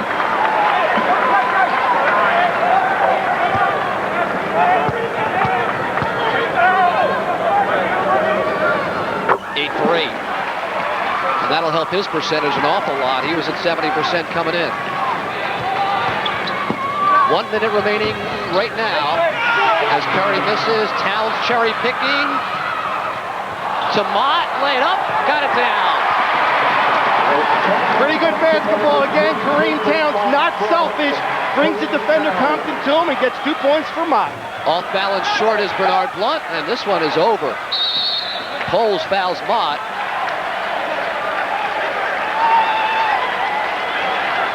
As the frustration shows. Here's your unselfishness. Townes, a little layoff for Mott. I don't think he had to do it with all the cream and everything on it, but why not? He's happy. He says, I haven't played this well since I played at Southern High. Look away, bounce pass.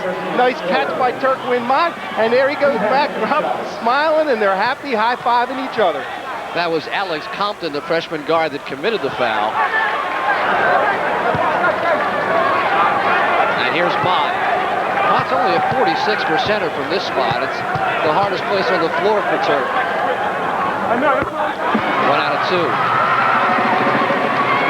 But Speedy Morris's club has come in and surprised a lot of people with a runaway and high victory here. Compton. And again, cherry picking is Kareem Townes. Why not?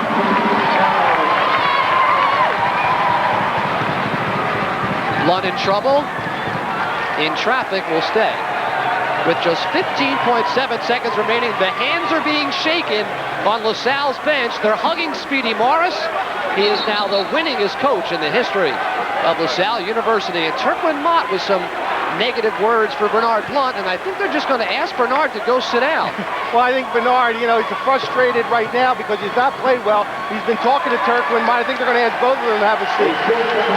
Turk will sit down to the cheers of the LaSalle crowd, and oh, I get dinner for 12 at the restaurant of my choice as Ray Schultz comes in. Wooten, slam it down to the foul.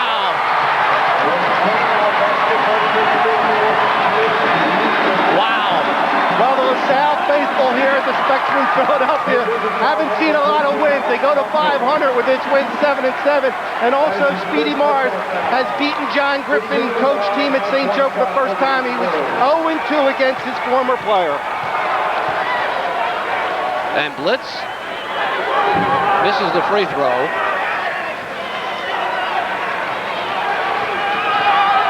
But LaSalle reaches into the bag of tricks as Compton hits a three to close it to get a win for Speedy Morris.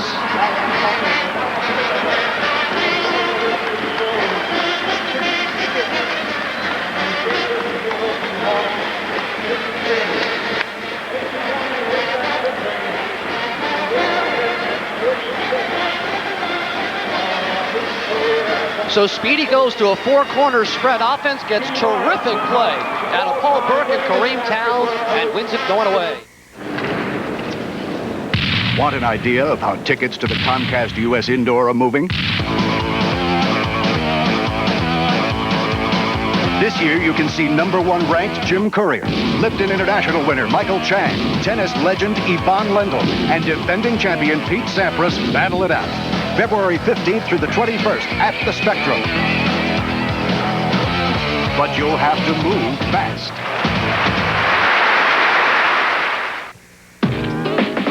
You know her? Yeah, I know her. You introduced me to Natalie. I'll put you into the training program. Deal. I'm Goshal. Call us a destiny. Look, you can't go with me looking like that tonight. This happens to be a Brooks Brothers suit. Yeah, well, I suggest you write that stuff on the front, because it looks like any old tight-ass gray suit to me. You never been to Harlem before. Hey, home dudes.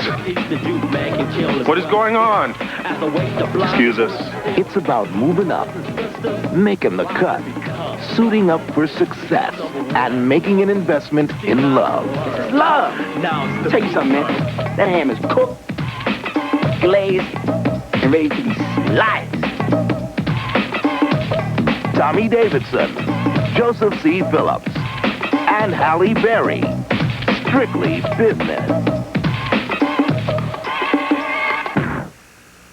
Mark your calendar for 10 o'clock on January 10th, 17th, and 24th. Because you've got a date with Robert De Niro in 3 of his best movies, courtesy of Prism. There's nobody left for you to fight. Everybody's afraid to fight. On January 10th, De Niro delivers an Oscar-winning performance with co-star Joe Pesci in director Martin Scorsese's masterpiece, Raging Bull. First, your share. Just a little taste. Jimmy. On January 17th, De Niro, Scorsese, and Pesci team up once again in the critically acclaimed gangster epic Goodfellas. In the name of ridding the world of communism, you destroyed her life. And on January 24th, De Niro and Annette Bening battle McCarthy-era witch hunting in the gripping drama Guilty by Suspicion. 3 great films featuring 3 brilliant performances from Robert De Niro on 3 consecutive Sunday nights, right here on Prism. They've got one shot. What am I going to do? Point at the bad guys and shoot! To get the goods. I'm the bad guys. Just once, I would like to hear you scream. Play some rap music. Bruce Willis. Damon Wayans.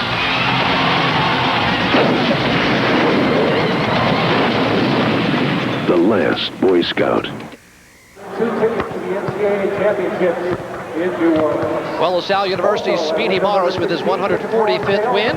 At LaSalle is 576th of his coaching career, the all-time leader at LaSalle University. And perhaps tonight we've witnessed a coming of age for young Kareem Townes, the sophomore, with tremendous ability. Made all the right moves tonight as he leads LaSalle to a runaway victory with 25 points. He and the coach with Ed Stefanski right in front of us. Gentlemen. Kareem, excellent game, high 20 points. You did it all. You passed the ball. I've been critical of you in your first game, but tonight you made some real good decisions out there. I was, a little more relaxed. All the guys wanted to win this game bad because when we played on Prism last time, we didn't play so well. So, we tried to come out here and work hard and do our best. You're a local young man from Southern High and playing in the Sunny Hill in the summertime. And Bernard Blunt, I saw, was talking a lot of things. Does that bother your concentration? No, I don't think he can get to me. He can get to some other guys, but not me. I was too focused on the game, and we were winning. So if I would have fed into that, I guess we would have lost the game. But I kept my composure and just kept playing. The team has struggled, though. You come to a 500 level. Did you lose confidence at all early in the season when you weren't shooting the ball well?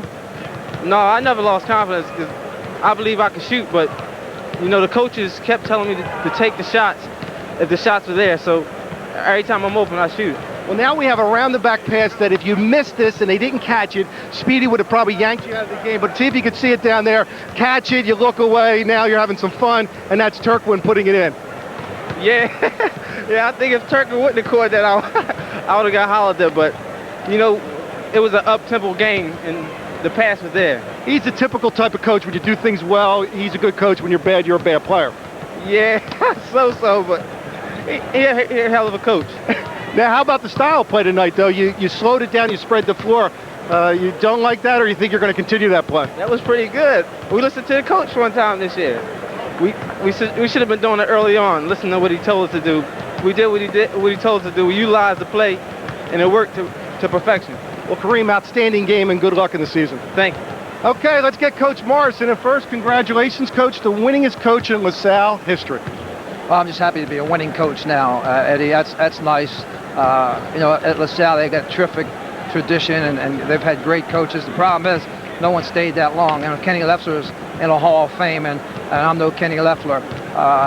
I'm just happy I didn't follow a guy like Dean Smith, who's been there 40 years and would take 50 years to pass him. So we won the game. That's what I'm happy about. Our kids did a terrific job, and I think St. Joe's and John Griffin has just done an excellent job with that program, and now they're playing as well as anyone in the city.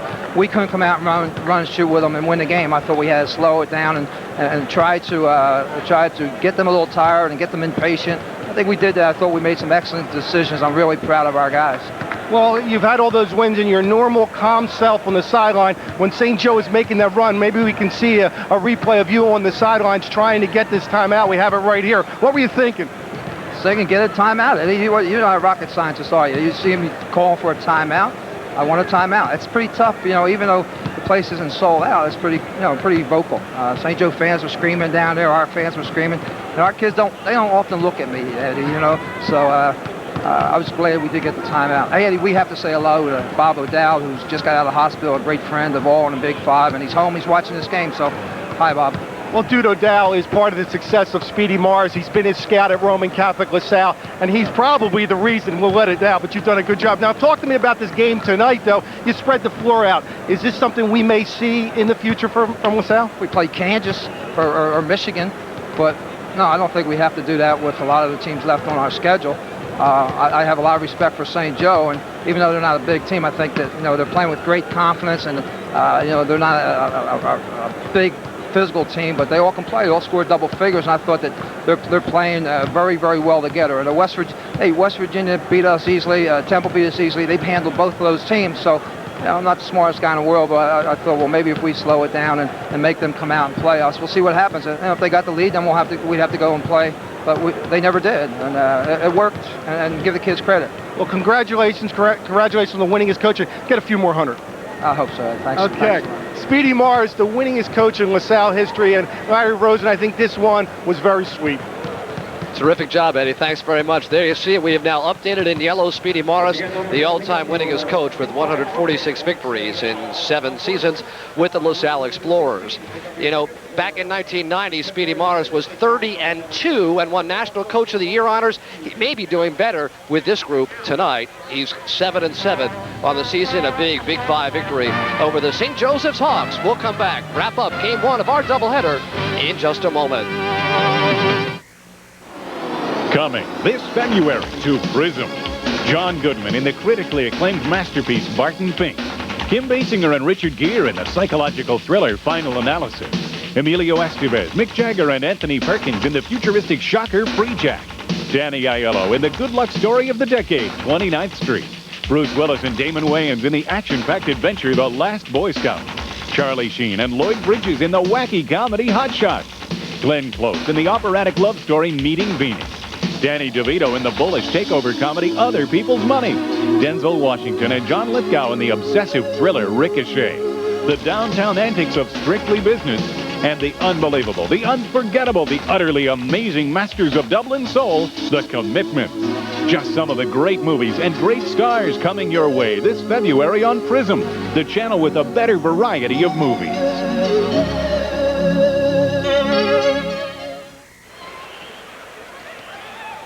A surprisingly easy 66-53 victory for the LaSalle Explorers over the St. Joseph's Hawks in Game 1 of our doubleheader tonight. Perhaps the season for Speedy Morris turned around on Thursday when they beat Detroit Mercy. They've now won 3 consecutive games. You see a 29% shooting percentage for St. Joseph's, 52 for LaSalle, far and away better than they've had any game this year. 43% last time out had been the best. Even up on the boards, the advantage goes to St. Joseph's, and of course the turnovers for St. Joe was a major storyline on this one. The points off turnovers all for LaSalle more than made up the difference in this game tonight. And of course, as we said, LaSalle starting such a young squad. Jeff Neubauer, the only senior, getting major minutes. And tonight it was Kareem Townes who showed what he is made of. Kareem shot 2 for 19 from three-point range against Detroit Mercy before making a 35-footer to force overtime. And since then, he's really been almost a completely different player. As Ed Stefanski said, he made terrific decisions tonight in leading his club to victory. Didn't take the quick shot, took the things that came to him, and also passed the ball very nicely as well. So LaSalle goes on to win it by a score of 66-53. We've got a terrific basketball game coming up, Pennsylvania and Temple. But first, let's check out the best of Big 5 halftime. See you in just a minute. I lay the gun down. You let the girl go. I'll be your hostage. I'm putting the gun down. As a rookie cop, Nick Stiles made an arrest. Now, the only weapon I got left now is useless unless you're a pretty girl. That launched him into the limelight. Assistant District Attorney Nicholas Stiles has proven he can round up criminals. But the one conviction he never thought twice about. Remember Earl Talbot Blake? No, the name escapes me. Never stopped thinking about him. I got things to live for. There's something real scary out on those streets.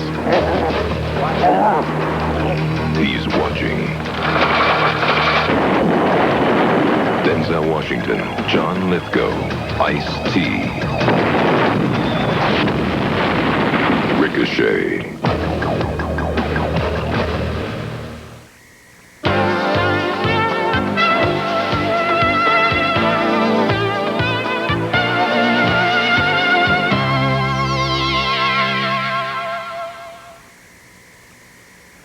Hi, everybody. I'm Larry Rosen. As part of Prism's 15th